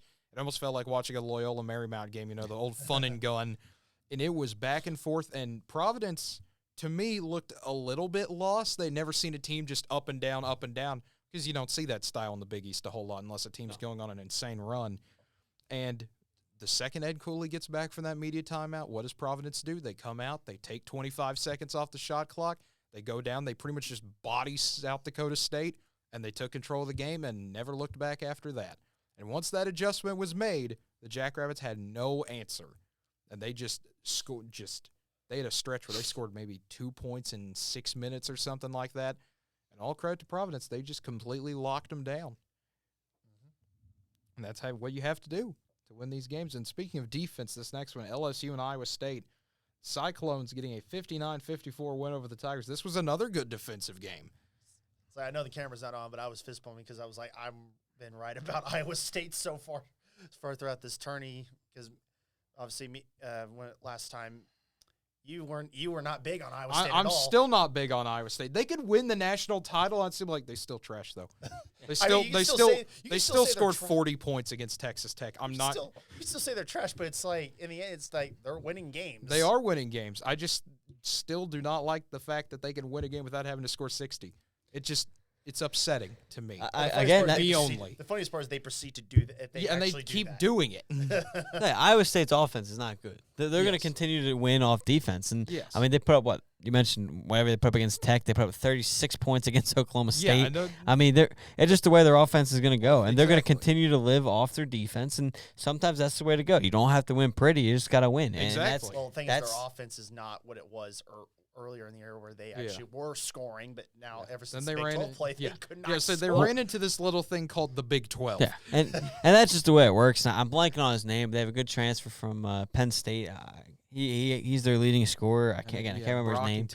But Rockington's one of the big guys for him at least. That's the way they're going to continue to go, and it creates a very intriguing matchup here in the Sweet 16, which we'll dive into in a little bit. But no, Iowa State's going to if they're going to win games. They're not going to win game. They're not going to win a 75-72 game. They're not going to win. They're going to have to hold a team under probably 65 to win a game, to be honest, and especially this late into the tournament. Yep. And speaking of contrasting styles, Wisconsin and Colgate the next game. Wisconsin, they like to play really slow. They like to rely on their defense. Don't need a whole lot of offense. Colgate's the exact opposite. Push the pace, play as fast as possible. This kind of fell in the South Dakota State. Offense. Offense wins games. Put points on the board. That's not going to happen against Wisconsin.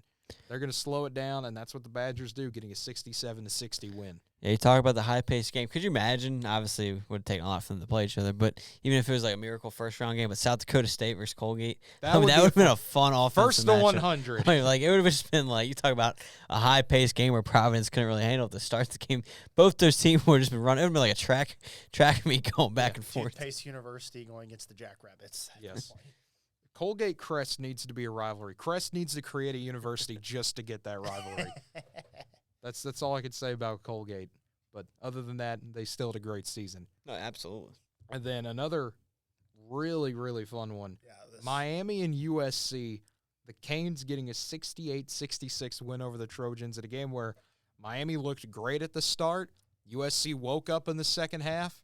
They made this a game, and it was a battle till the end, but the Canes just hold on. Yeah, Miami was just pretty much just picking that USC offense apart and basically was getting turnovers at every opportunity and just pretty much just capitalizing and making buckets. It was like, I mean, I knew it's like if USC would just wake up, they would make it more of a game, but I was like, I just thought this was just going to keep happening. USC was just going to get run out the building, and then obviously USC woke up And then proceeded to make second it a half game. USC showed. Pretty much made it a game, and but then in the end, Miami pulled out a victory. Yeah, it's another ACC team causing problems again. No, this, again, 10-7. Obviously, we've seen a lot of these upsets. This was another one. But Miami played the better game, top to bottom. You guys mentioned USC tries to come back a little bit, but it was too little too late. And then the final game, this one was a bit scary, I guess you could say is the word for it, for a little bit for Auburn fans. But the Tigers able to eventually roll and get an 80-61 win over Jacksonville State. This was kind of like the Nova-Delaware game. Jacksonville State gave them problems for a while in that first half, and then all of a sudden Auburn's able to pull away a little bit, and obviously it caught up to them in the second round there. But, I mean, Auburn, they're a weird team. I mean, I thought they were better than what they showed, and they're just a team that I felt like that. I just guess they never clicked at the right time, or clicked all together is a better word to put it. That would probably be the best way to say it. And as we move back to the top part of the Midwest, Kansas and Creighton, this was another one of those, oh boy, here we go again if you're a Kansas fan. Here comes another team shooting the lights out of the building. Kansas cannot stop it at all. Creighton continues to make it a game. The Jayhawks able to make a few adjustments, able to keep their offense going. And Kansas moving on to the Sweet 16 with a 79-72 win. You know, Kansas, this was a fun game to watch. Kansas was able to find a way to get control of it, but I mean, Creighton surprised me a little bit in this one. I thought Kansas was going to be able to control it a little bit more, but Creighton causing problems throughout the game. But credit to Kansas, the Jayhawks just battling back and forth and able to pull away a little bit there and take control late. That's probably the best assessment I could give with that. And then Providence with their just crushing defense against Richmond. The Friars holding the Spiders to 51 points in Providence. You don't need to do a whole lot when you hold a team to 51, but they went ahead and did it anyway, getting 79 on the board. 28-point win for Providence. Seemed like pretty much like a mismatch, but also Providence just playing really good basketball. Yeah, 54 points they're giving up here. I know it's only 2 games, but still, 54 points throughout the March Madness so far. It creates a very, very intriguing matchup here against a solid offensive team in Kansas. And we mentioned Big 12 plays good defense too, so you might get another 59-54 type game. First team to 49 wins. Yeah, but you might get one. I'll tell you what, Providence, again, they're a team that, depending on which team shows up, that if they can kind of get out to a hot start, they'll be able to put up some points here as well. So they dominated Richmond in this game, and I think you kind of saw Richmond's true team there. I mean, they found a way to upset Iowa, but they came back down to earth a little bit against Providence. Can we just agree that the Providence's mascot is terrifying? I mean, the logo is cool. The logo's cool, but the actual the in-person, we need to get the San Diego Friar and the Providence Friar together. There you go.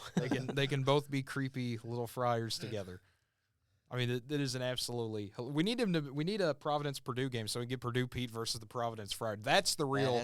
That's the real nightmare matchup for everybody. If you have little kids and you want to scare them into doing something, just show them a picture of either of those two. They will do it. They will comply. Or else Purdue Pete's going to show up in their dreams and it'll quickly turn into nightmares. And then Iowa State getting a 54-49 win over Wisconsin. The Cyclones continuing to play great defense, and Wisconsin just could not answer. No, this is another fun game. I was surprised to see Wisconsin struggle, but we saw it in round 1. This is when you expect Wisconsin to take control of at some point, but they're just never able to do it. I mean, Johnny Davis, a fantastic player, if not the best player in college basketball or one of them. And, I mean, he just wasn't able to really ever get going on offense. And I'm blanking on his name, but their starting point guard, same guy. He's kind of the team leader. Was trying to get him sparked. I don't know if you guys noticed it. Every time the ball went out of bounds or every stoppage, he's always calling him in, and Wisconsin would huddle after every stop. Play. And every time he'd try to get him going. It's a true Wisconsin offense. He wasn't able to. And here we talked about Wisconsin liking to play slow. Iowa State kind of does the same thing. We talk about 2 defensive teams, and that's what you got here. And when Iowa State went up, I think 8 or 9 late, I mean, that's just for a team that plays slow, it's just too much for Wisconsin to come back on. Yep. And then Miami delivering another stunning blow that I don't think any of us saw the magnitude, especially of which they did it. An 18-point win. Miami just dismantling Auburn. They were, I think sometime either in the first half, midway through the first half, or it was probably the second half. I'm presuming first half. Pretty much just blew the brakes off of Auburn. Pretty much just went on a tear. I mean, Auburn tried their best to get back in the game, but Miami was like, "No, you're not getting back in this game." No, they're exactly, and they're a team that's been around there for a while. I mean, they've never been like a number 1 seed, but they've been a team that has caused problems in March. They're very well coached. Man, I always forget his name. He's Jim Boeheim's twin. I know we talked about that last show. That's what I told my dad when I first saw him. I'm like, is that Jim Boeheim? Yes, it's Jim Boeheim in disguise. The poor guy. I talk about him all the time and how good of a coach he is. I just never can remember his name for whatever reason, and it's a shame. I apologize to him, but no, he continues to cause problems, and obviously now it'll be a fun 10-11 matchup, but we'll see. Miami's that team that always just causes problems, and here they are again, just creating madness once again. You know how similar they are. They're both named Jim. It's That's Jim right. Larinaga. Yeah, that's it. Yeah. They're literally the same person. You cannot convince me otherwise. That's my conspiracy theory. Has anyone ever seen the two of them in the same room before?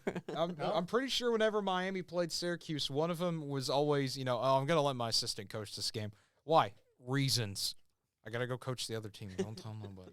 Don't tell nobody. I'm secretly the coach of 2 programs and can take both of them to the Sweet 16 whenever I feel like it. I don't know. Maybe Boeheim just didn't want to deal with Buddy Boeheim, so he went and coached Miami this year instead. I don't know.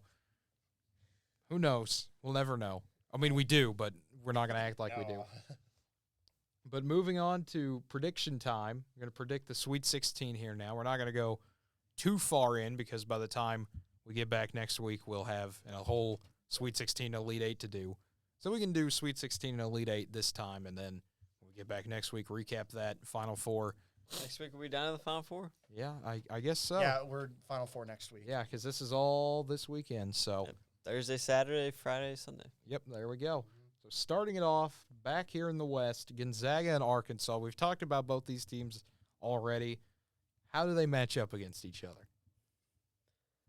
They match up. It's going to be a high-scoring game. I know we haven't really talked about many high-scoring games here, but Gonzaga is one of the better offensive teams in the league right now. Arkansas, their defense is good, obviously holding New Mexico State to 48 points. But I don't think you're able to slow down. They're going to be able to slow them down that much. I think it's going to be similar. You can see Arkansas jumping out well like Memphis did. I'm going to take. I don't know if I'm doing it too early or whatnot, but I'm going to take Arkansas here. I did it in my bracket. I'm not going to back away from it yet. I think while like I said, they're not going to be able to slow them down to 48 points, but I like their balance better than Gonzaga's here. I don't trust the Zags defense in a game like this, and I think you're gonna be looking at we'll go 79-73 Arkansas win. For me, I picked Gonzaga to actually this is the matchup I had for the Sweet 16, and it's just one of those things. It's like you said, Arkansas great defense and can play well offensively. Gonzaga is more of an offensive, more offense than defense in regards to how their play is. So the balance is not as good as Arkansas's, and that could come back to bite Gonzaga. But I think Gonzaga will will be able to overcome Arkansas's defensive play, and I think just edge one out. But I'm not going to be surprised at all if Arkansas pretty much, for the most part, takes control of the game. Like, it could go either way. For me, this is a coin flip. That's why I basically had to flip a coin for this game, because it was like I want to pick Arkansas, but I'm going to go with Gonzaga. If you do that, you probably would have more accuracy than most people. All hail the mighty coin. The mighty coin knows all. We do not. You can think about these games forever. You flip a coin and it'll be right. But when it comes down to this one, I have talked about how much I love Arkansas and this team this entire year. And I'm going to stick with my gut of what I had in my bracket. I think Arkansas is going to play an amazing game. They're a more balanced team. But at the end of the day, something about that combo, that 1-2 combo of Chet Holmgren and Drew Timme, just something about them screams that they're going to get this game done. I think it'll be a close game. Would not be surprised if this is an overtime type of game. But I have Gonzaga just marching on to the Elite Eight. The spread, 9.5 in favor of Gonzaga. Really? See, I would take Arkansas on that. I'd take the money on Arkansas.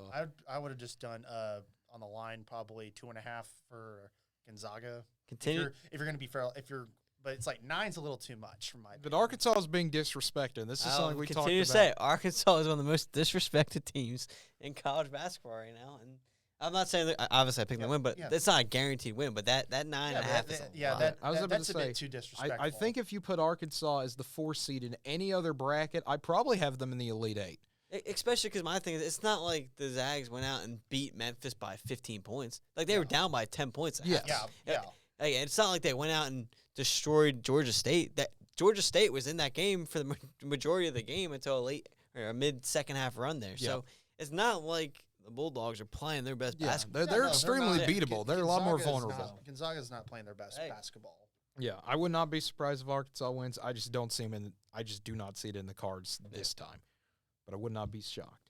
Moving on to the other one, Texas Tech and Duke. This is going to be another fun one. Can Texas Tech continue their grit and great offensive play, or will they struggle a little bit like they did against the Irish? And if you're Duke, can you continue their fast-paced offense? Can you continue to play well against the stingy Red Raider defense? It's basically the matchups of mainly of Tech's defense versus Duke's offense, because I think if Tech's able to keep this in a low-scoring game, like how they kind of like similar to how they did with Notre Dame, Tech has, I think, a bit of an advantage because they can ride out the storm. But if their defense isn't able to really slow Duke that much down, Tech's got to rely on their offense to actually get going. And their offense is capable of doing it. The problem is it doesn't always come and stay consistent. So basically the idea is, like I said, Tech's got to play some hard defense and mainly keep Duke at bay, which I think they're capable of doing. But I think this is a game that will come back to bite Tech, and I think Duke moves on.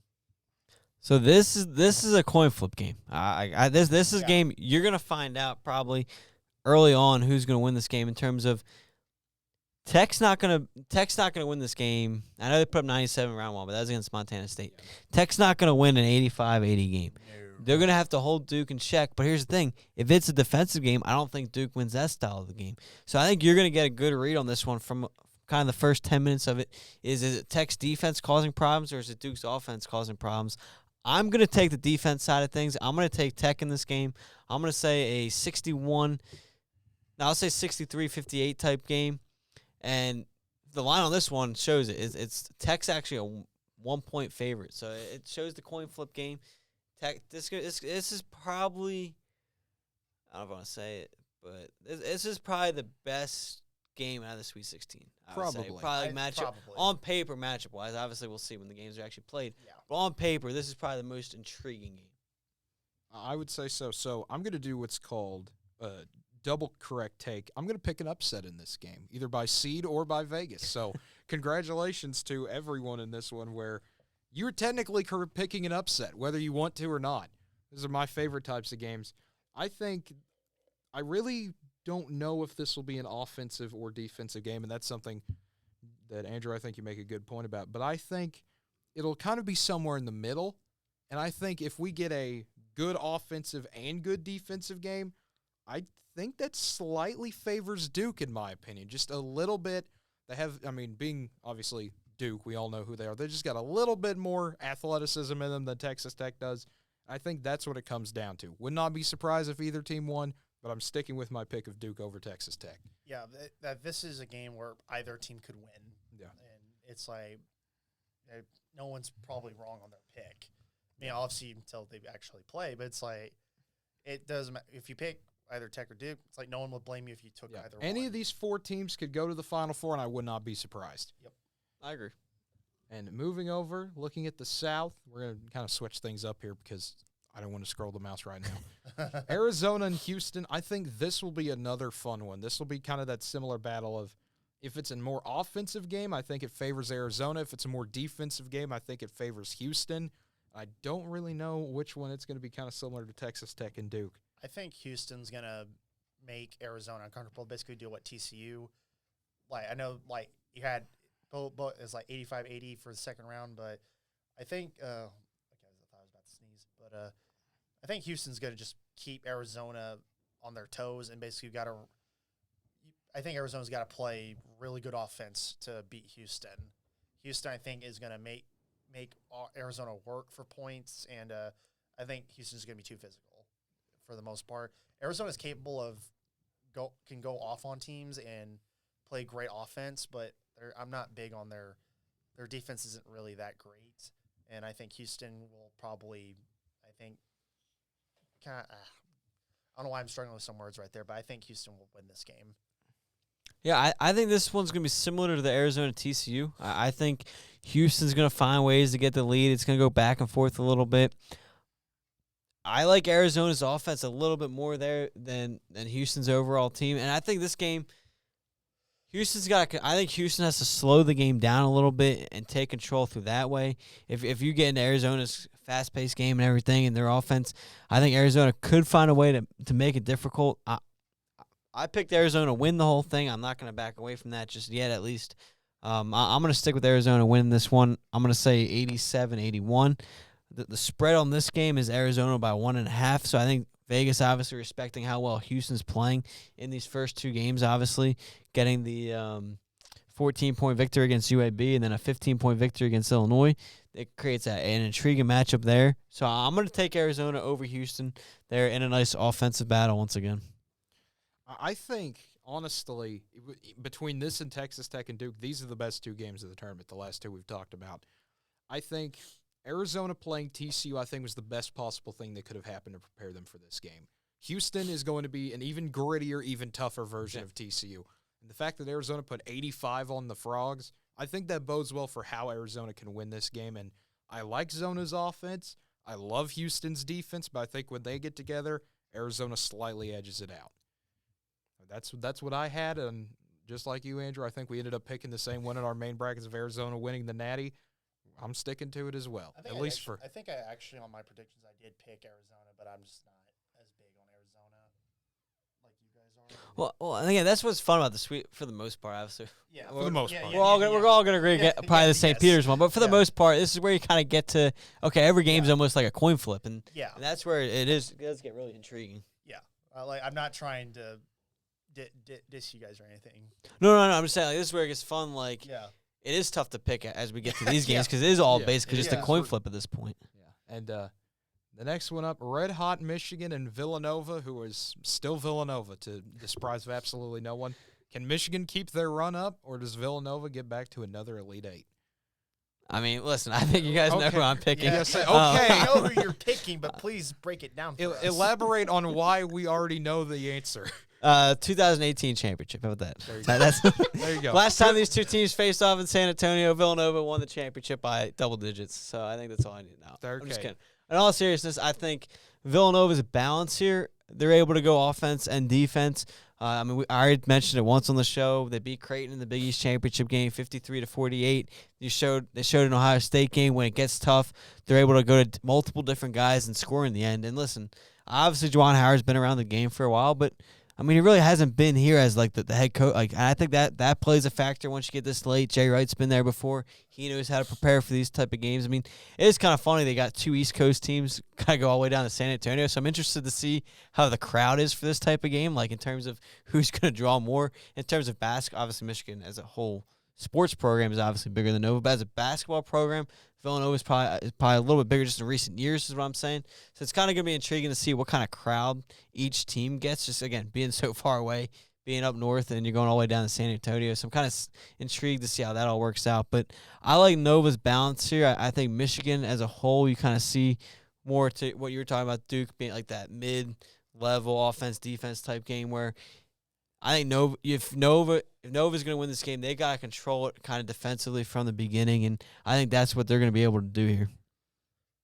Yeah, I think with this one, I think Michigan's inconsistency, gets the best of them because Nova will take advantage of that inconsistency and will kill you if that happens. That's just how Nova's been since recently. I'd say the last 8 years, they will take advantage and they will murder you in front of everyone, basically just beat you down with a stick while doing that. So I think this matchup favors Nova heavily, but this mainly comes down to if Michigan starts faltering at the worst possible time. If Michigan doesn't falter throughout this, it could be a close back-and-forth game, but I think Nova will overcome the odds. Well, what do you know? We all finally agree on a game. We all got Villanova winning this one. I think Michigan's luck runs out here. They've played amazing basketball in the first and second round. I think they'll play another really good game. I just don't think it's enough to beat a team like Villanova.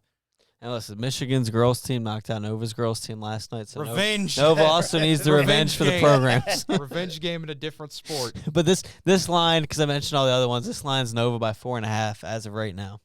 Alrighty. Where's that line? Oh, then again, that's right. Michigan's a play better. I would have upped the line a little bit more. I agree. I guess Michigan's, with how well they've been playing lately, I guess they're respecting that a little bit. And you might also have these people coming, okay, Michigan's hot, hammer Michigan, so then the line keeps going. That's true, too. Vegas trying to get their money's worth.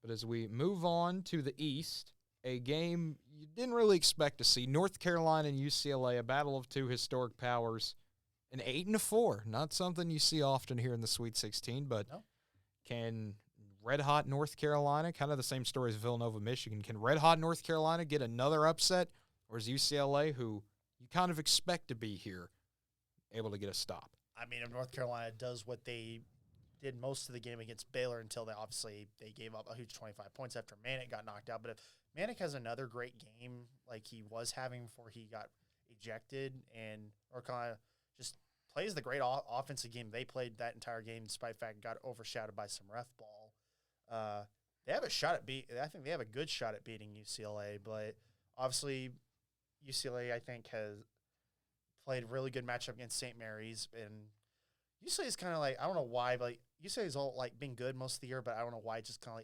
feel like UCLA is as good as some people make them out to be. Then again, I guess I just haven't paid as much attention, but I'm going to go upset and pick North Carolina because North Carolina is just playing red hot basketball right now. So this game's going to be interesting because you mentioned it. I mean, UCLA, everyone's picking them to be really good. Everyone's picking them to be their top 5 team coming into the year. Yeah. Every time I think this team's clicking and they're finally showing it, then they take a step back. I mean, coming in, I thought, okay, this team's they played Arizona close in that Pac-12 championship game. It's like, okay, even though they lost the game, they're still finally starting to show that team they were supposed to be. And then the Akron game, they struggle. And then St. Mary's, they take it to them, and they look like that good team. Now it's like, okay, now you're really getting tested against a very hot team in North Carolina. Well, which UCLA team is going to show up? Obviously, the line's respecting how hot North Carolina's playing. UCLA is only a 2.5-point favorite in a 4-versus-8 game. And it's like, okay, what team's going to show up here in terms of that? I really don't know. I mean, you have a really hot North Carolina team playing. The problem I have here is once you get to the Sweet 16, you need that next guy to step up. And I get it, they still pulled that game out. But when Manick went out, they really didn't. North Carolina struggled to go to their next guy. I mean, they obviously allowed Baylor to come back from 25 points down in 10-minute span. Yeah, they were able to pull it out in overtime. But again, Baylor's missing a couple guys due to injury, so it's kind of washed a little bit there. I think it's a really good game. I think it's going to be a battle back and forth. I'm going to slightly take UCLA because I think top to bottom they're a stronger team. And then in the end, I don't trust that second piece or third piece for North Carolina if UCLA is able to, even if UCLA goes, okay, Manick, go get your points, or we're going to slow down everybody else. I can't trust anybody else in North Carolina right now to step up. While UCLA, while they've struggled at times, I like the way they played against St. Mary's. They've now had about a week to prepare for this game, and we'll see what happens. But I'm going to take UCLA in a slight game, 67-63. I agree overall UCLA has, I'd say, better talent-wise than North Carolina, but it's just from what I've seen, UCLA – not the most impressive, but then again, I always catch them at the worst time when they play. And I've been watching North Carolina recently, and North Carolina's playing their best basketball. So I get why I picked North Carolina and why you picked UCLA. I think this could be a game UCLA win. Once again, it can be considered a coin flip, or it might be more obvious than I think it is. To me, UCLA has been an enigma this year. UCLA has had several games where they look like a top 5 team. They've also had several games where they look like they belong nowhere near the top 25. To me, I don't know if you'll agree with me on this, Andrew, but I believe we both picked UCLA to beat Baylor in the Sweet 16. Yep. Now, the reason I went with that is I felt Baylor was just injured enough to the point where UCLA would get past it. Was that the same? Yes, I thought the injuries were going to catch up to Baylor eventually, and I thought, okay, they'll be able to survive that 16-8-9 game, and then that against a really good UCLA team, especially projected to, I thought that's where to catch up to them.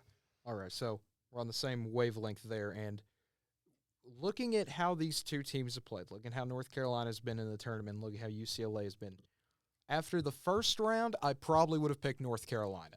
UCLA struggles a whole lot against Akron. They look completely dysfunctional in terms of what we've seen offensively from them.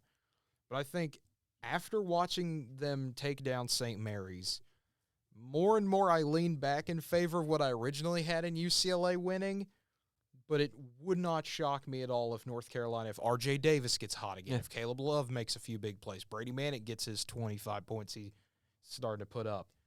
If North Carolina can find that second guy, I think they win this game. I just think UCLA is good enough to play both an up-tempo game and a slow-paced game. They've had to deal with both in a bit of a way. I think UCLA slightly edges out North Carolina. Would not surprise me, though, if the Tar Heels won. I think this will be one of those kind of similar to what we mentioned with Duke, Texas Tech. We'll figure out who's going to win this game in the first 10 minutes. If North Carolina has multiple guys going off, they'll win this game. If it's all through one guy, UCLA will win. No, I completely agree with that. It's all going to come down with, can North Carolina find that second guy? And that's where the coaching matchup becomes intriguing, too. Roy Williams is retired, so you got a new coach there in the sense of this is kind of his first go at the Sweet 16 late-round games. Then you have Mike Cronin from UCLA, who was with Cincinnati for a while, who knew how to win those first two rounds kind of, but always kind of struggled to get past those next games. So it's an intriguing kind of coaching level matchup here as well. Moving on to quite possibly America's favorite underdog at this point, taking on a team that we've talked about all year, Purdue and St. Peter's. It's a game that I don't think any of us expected to be played. Nope. But, I mean, how do you even fathom this type of a matchup? You have possibly, I think, one of the most complete Purdue teams we've seen in a while. You could say this is on par with their Elite Eight team with Carson Edwards. Yes. With Jaden Ivey and Zach Edey, two elite weapons. How do you match up to that if you're St. Peter's? You've never seen someone this size before. No, there's two things here that you pray if you're St. Peter's that go your favor. One is without question that they're going to have, and I'll say that one second. First one, you hope Purdue turns into Purdue of March Madness and finds a way to choke it away. Second off, this game's in the East region. Mm-hmm. It's being played in Philadelphia, Wells Fargo Center. That is only just over an hour away from St. Peter's campus, a New Jersey team.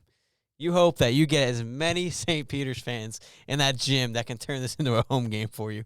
And that home court advantage can find a way. And Purdue's not even that far away because they're in Indiana, so it's not that big of a travel. But St. Peter's is only an hour away from that gym. You hope you can pack that gym. I mean, obviously you already have it being the 15 seed. You get a slight advantage in that sense because everyone wants to see the underdog. Everyone's going to root for it. But then you hope that you get every single student that is on that campus traveling that hour and getting to the gym and being on your side and finding a way to have the crowd help overpower you to the victory. That is what you hope for if you're St. Peter's. Yeah, but it's like we all want the underdog, obviously, but Purdue's has looked more of like a complete team so far. They haven't looked like the March Madness team that everyone is expecting them to fall into.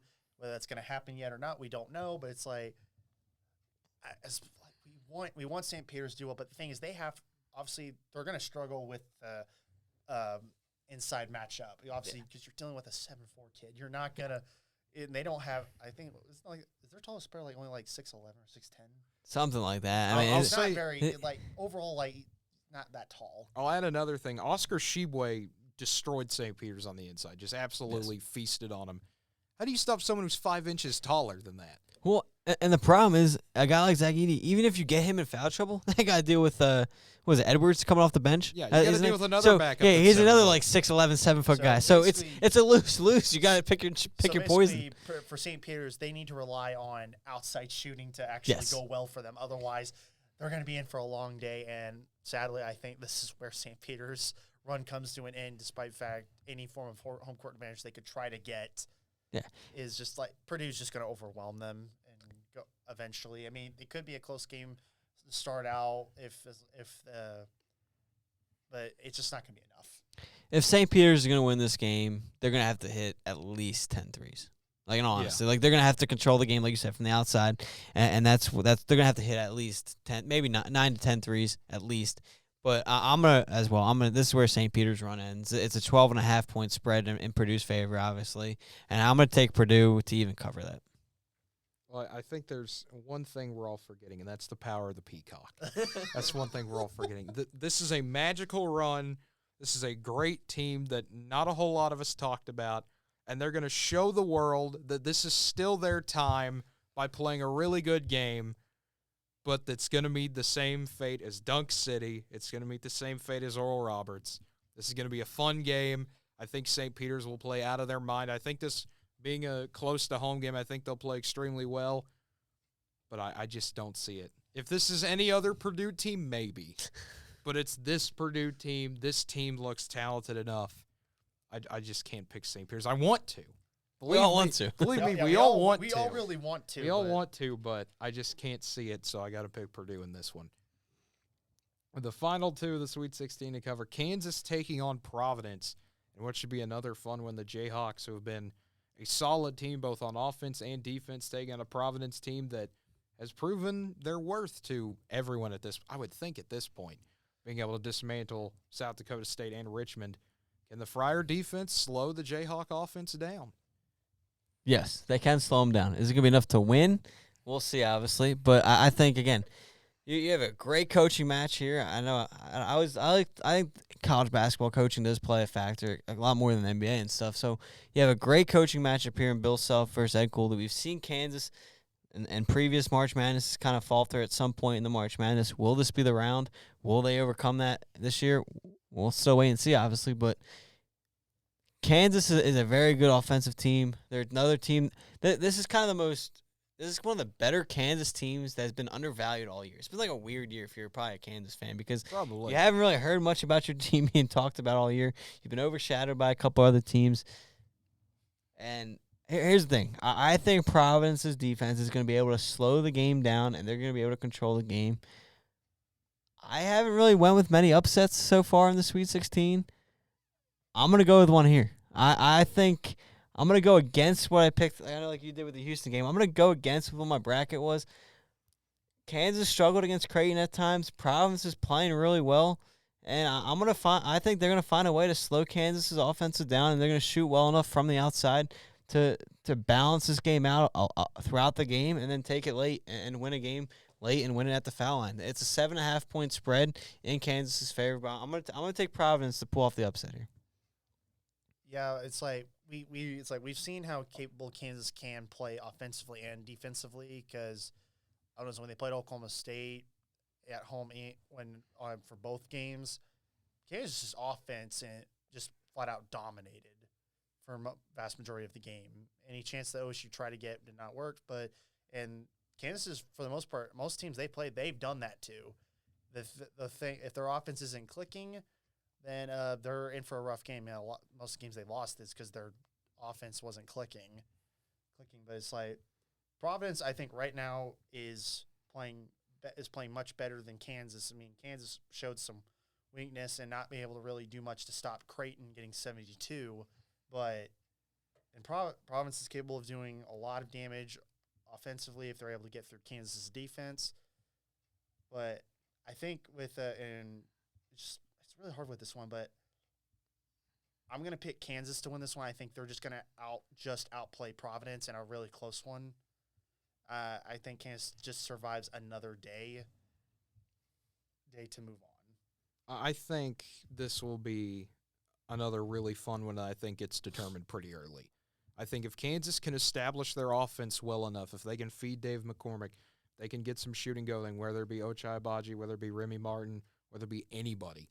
If they can get that established, I think Providence will have a lot more work cut out for them than they originally thought. But if the shots aren't falling and if Providence can get McCormick in trouble early, foul trouble especially, I could see Providence blowing this thing open. I've seen Kansas both play some really bad games and some really good games, and if they falter anywhere on offense, it throws them all out of sync. It's very weird. They do not have a guy that'll step up. They're either all stepping up or none of them are stepping up.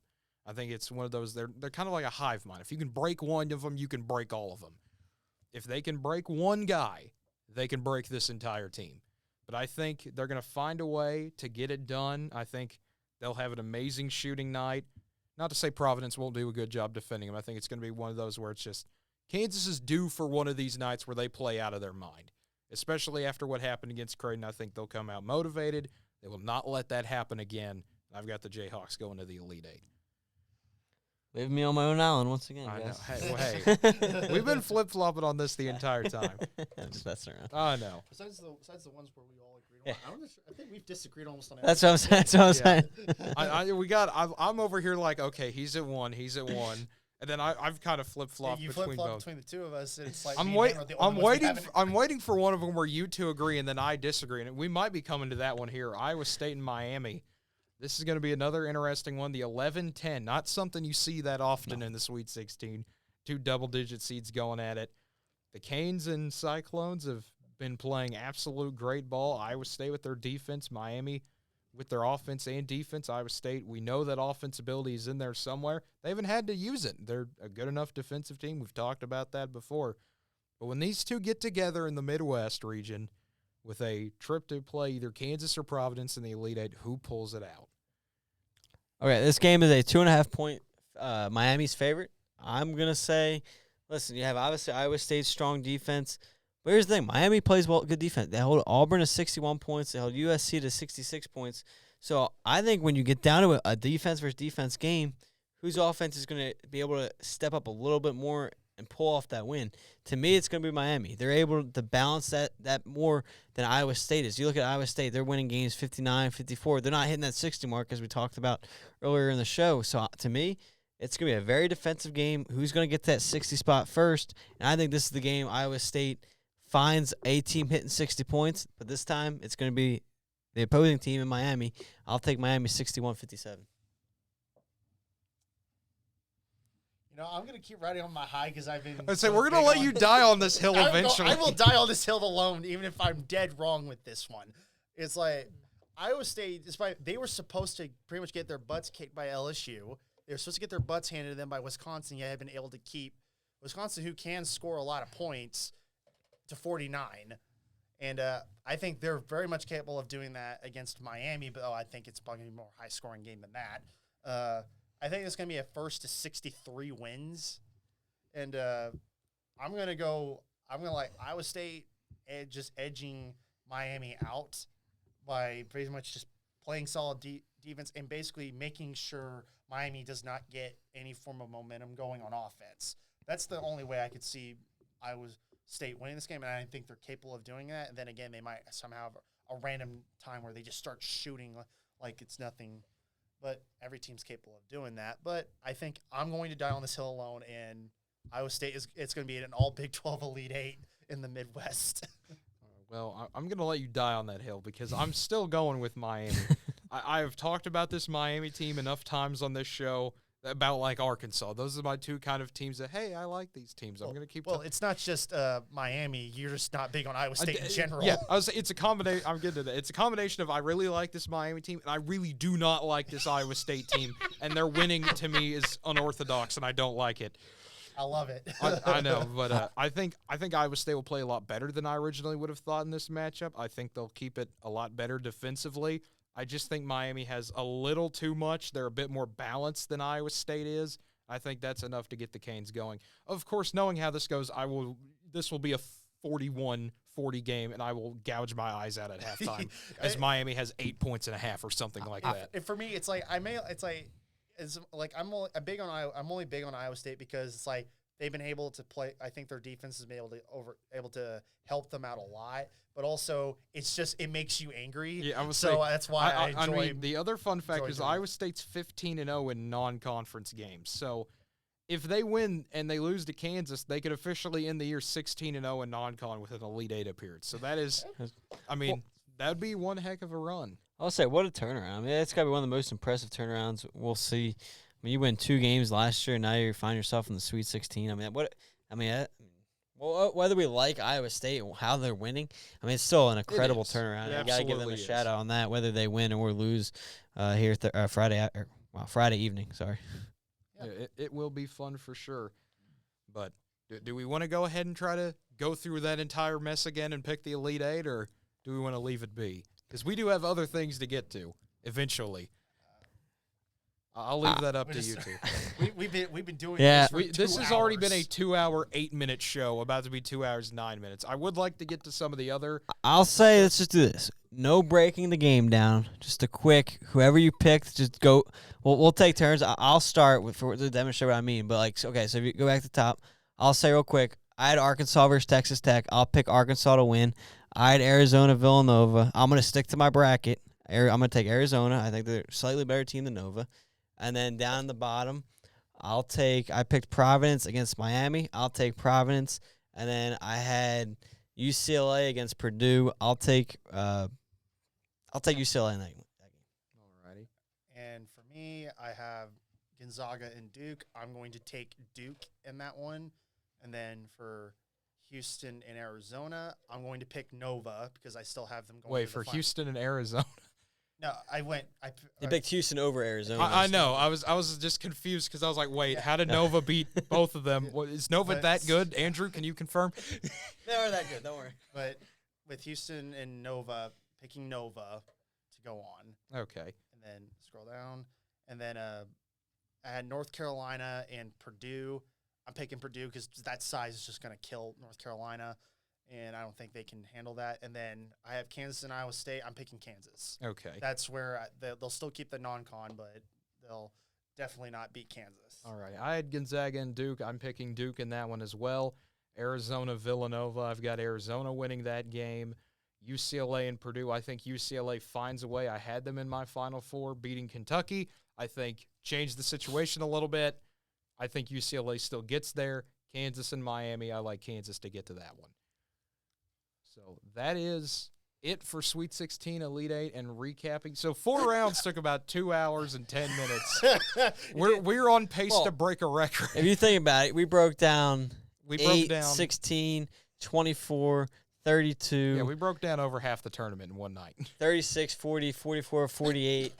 Broke down 48 games and then previewed another 4 in each conference, another about 64 games there before we did the speed run. It also didn't help. We also had that 15-minute bit where we were talking about That conference prestige. that too. We did talk about that for a little bit. So I originally planned on talking about the women's tournament. I'm just going to speed by this a little bit, not to drag on this forever. Kind of some games I found interesting. Yeah, I wouldn't have much to talk about. Yeah, it. so you're going to get a battle of the Carolinas, South Carolina. Just what a dominant season they've had so far. They get 5-seeded North Carolina. We missed out on a battle of the Iowas. Iowa State, who has been an elite team all year, they make a Sweet 16 run. Iowa, the big shocker, getting upset by Creighton in the second round. Not a lot of people saw that coming. LSU Jackson State, I want to highlight in the first round. That was a fun game. LSU had a 17-point lead. They blow it. Jackson State ties the game, goes up by 10. They blow that lead. LSU comes back, wins by 6. It would have been the first time a 14 seed ever won a game in the women's tournament. They'd had a 16-over-1. They'd had a 15-over-2, but they have never had a 14 beat a 3.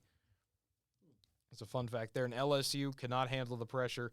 They get beat by Ohio State in the second round. Texas will meet the Buckeyes there. Florida Gulf Coast, Virginia Tech was a top 25 matchup in the first round. Florida Gulf Coast ranked 22nd in the AP poll. They were given a 12 seed. They felt disrespected. What do? You beat the number 17 team in the country, who was a 5 seed in Virginia Tech. The Eagles were not able to keep up, though, as they lost to Maryland. So we'll get South Carolina, North Carolina, Iowa State and Creighton all going to Greensboro, Stanford, Maryland, and Ohio State, Texas all going to Spokane. Moving to the other side, upsets galore again. Belmont upsetting Oregon. Tennessee had a 13-point win over Buffalo. Don't let that score fool you. It was a 5-point game with 4 minutes to go. The Vols were holding on for dear life. And Tennessee given another struggle. They were tied with Belmont with a minute to go. Lady Vols pull it out again. We'll get Louisville and Tennessee. Cardinals not really having much of a struggle there. And Villanova, we mentioned them. They upset BYU. This was a phenomenal game to watch. Lady Cats getting a big win. Not able to keep it up, though. Michigan dominates them. And they will get kind of not the St. Peter's of this well, I guess you could say the St. Peter's of this tournament between them and Creighton. South Dakota, who upset Ole Miss and Baylor in Waco. Baylor denied a Sweet 16 for the first time since 2008. That's an incredible run. An incredible run coming to an end for the Lady Bears. So it'll be Louisville, Tennessee, and Michigan, South Dakota coming near our way, coming to Wichita. Yeah, honestly, I was thinking about going if Nova made it, but I would say that was one where it's like, man, that could be cool to go to. And then finally moving to the Bridgeport region, NC State just continuing to go on a run, beating Longwood, beating Kansas State. Notre Dame and Oklahoma meeting together. And Notre Dame, I've got to say, this is one of the best offensive teams I've ever seen. Notre Dame goes on a 20-0 run in the first quarter against Oklahoma. They had a freshman record a triple-double in their game against UMass, the first player ever to record a triple-double, men's or women's, in the first round of an NCAA game. So this Notre Dame team might give NC State problems. I'm not sure if they will or not, but it will be fun to see. On the other side, Princeton, another top 25 team, feeling disrespected. They take on the SEC champ Kentucky. SEC champ, they upset South Carolina. Kentucky traveling to Bloomington, rival Indiana hosting. And Indiana fans got to see another funny Kentucky upset as Princeton got past them in what was a really fun game to watch. And then Indiana, another satisfying night as they take out Charlotte. So the Hoosiers get the Tigers, a game not a whole lot of people saw coming, and Princeton nearly did it again. They take Indiana, who is a top 15 team most of the year, keep in mind, all the way down to the wire. The Hoosiers getting a 1-point win, and they will take on, to the surprise of absolutely no one, UConn, who continues to roll. The Huskies just do what they do under Gino Auriemma. It doesn't matter what star comes through the reins. This time it's Paige Buchers, and they have put up an incredible performance. They had a grinder of a game against UCF, getting a 52-47 win. I know before the show we were talking about the weird hitch free throw situation where a UCF player kind of almost pump fakes a free throw, I guess you could say is the best term for it. Everyone jumps into the lane, and they call a lane violation on UCF somehow. yeah, kind of the way her motion goes, she kind of just freezes in motion of how she was going, and both teams jumped in the lane. I don't know how they call it on UCF. If anything, to me, it should have been a reshot, but they would have cut it down to a 2-point game with, I think it was like 24 seconds left. So obviously, it would have been interesting to see how that shaked out, but the refs robbed them of a call there. Yep, and then Indiana will play UConn. So NC State, Notre Dame, Indiana, UConn should be fun there. I will note there was a bit of a controversy amongst people. Bridgeport, Connecticut being the host with 2-seed UConn. You see some of these other regionals, South Carolina and Greensboro, Stanford and Spokane. Usually it favors the 1 seed. It doesn't always, like Louisville and Wichita. But the decision to put UConn in the Bridgeport Regional, the official thing was to, quote-unquote, enhance fan interaction, which basically we want more tickets, so we're going to keep UConn in the state of Connecticut. And NC State fans about blew a gasket over that. I don't blame them. I mean, Greensboro's already right there, but they're going to let South Carolina take that one. So interesting controversy there that I could see why NC State fans were mad about it. It seems they always get the bad end of things. They always get the short end of the stick, whether it be, the College World Series baseball, whether it be this, whether it be anything ever. Yeah. It seems to go against NC State, but should be a fun time in the women's tournament if you choose to follow it. It does have the unfortunateness of running the same time as the men's tournament. This is also the first year the women's tournament is using the March Madness branding for the first time ever. They've always just called it the women's tournament. Now they officially can use that March Madness logo. So there you go. There's your update in about 7 minutes of the entire women's tournament. I hope you enjoyed. But moving on, we do have some NHL and NBA should we choose to get into it. But I want to get into our other main story, which is the Cleveland Browns and the Houston Texans in a phenomenal trade. I'm not going to turn it off because we got people swearing in the comment section on Twitter, very naughty people, so I'm not going to mention that. But Deshaun Watson going to the Texans. No. Deshaun Watson going from the Texans to the Browns. What a shocker. What a shocker. He said he wasn't going to go, and then he does go. Just interesting. There's a couple things I thought was interesting about this. I didn't like how some of it went down. You have a guy here, and I know I'm picking and choosing, but you had the Calvin Ridley situation. He gets suspended for a year. You have Deshaun Watson still getting nothing to this point. And here he is. He gets guaranteed $230 million. He hasn't played in a full season, and he's guaranteed that much money. That to me is just surprising.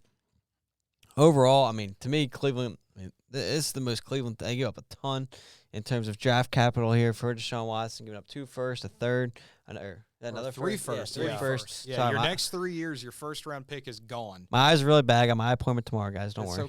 It's okay. No, in all seriousness, yeah, 3 firsts for me, for Watson, for a guy, and I'm not saying he's going to come out and stink, but 3 firsts for a guy who hasn't played in a year. I get how good he was before, but you really don't know how a guy is going to be after sitting out a whole season. So to me, that's a bit of a risk here for Cleveland. You've already had some drama with Baker, and it's still happening now with him still being stuck as the backup. To me, if you're Cleveland, why would you want another drama situation here? So to me, I'm not a big fan of this for Cleveland. I thought Houston did very well. Get Watson off their books, contract-wise. They get in all this draft capital. They need to restock after losing a lot of draft capital from previous trades. So to me, early signs for me, Houston wins this trade. Oh, easily Houston won this trade. You no longer have to deal with the stuff surrounding Deshaun Watson, and all you have to worry about now is just, all right, what do we got to plan for the future? But now if you're the Browns, you got to deal with more baggage than you would like to deal with. I mean, you still got Baker, like you said, possibly now put in a backup role, despite the fact that's not what Baker wants to deal with. But the problem is there's not really any teams that want him. And obviously you don't know how Deshaun's going to turn out after taking a year off. But let's just all agree with this whole thing. The NFL really doesn't care about what happens involving women among NFL players. Well, you can literally break a girl's eye socket and you'd be able to only get suspended for 2 games. But if you gamble, you're gone for a year. I think it'll be interesting to see what they do hand down to Deshaun Watson, because if I remember correctly, Cleveland did put a clause in Deshaun Watson's contract. You know, on the case you are suspended, you still get X amount of dollars or something like that. Which is crazy. Yeah. And it's tough to say. Obviously, we don't know what fully went down and everything, but you're basically saying, okay, if you get suspended and proven that you did something, we're still going to give you money anyway. Yeah, here's the thing I don't understand. And then the Browns go ahead and trade Case Keenum to the Bills and bring in Jacoby Brissett. You now have 3 quarterbacks you're throwing around. You have Baker Mayfield's $18 million, which is, I mean, with the cap hit and everything, that money's there. You can't move that around. And Jacoby Brissett, you bring him in on a contract. You're now spending $23 million on backup quarterbacks alone to Deshaun Watson and his monumental, not albatross of a contract yet, but it very easily could be. It's all right. They trade for Amari Cooper. And who's to say, Roger Goodell doesn't hold a grudge about Watson, kind of getting around the allegations and everything and doesn't, okay, I'm going to suspend you for a year, not because I'm mad about the allegations, but because you made me mad. Remember how that whole situation with Deflategate went, too. Yep.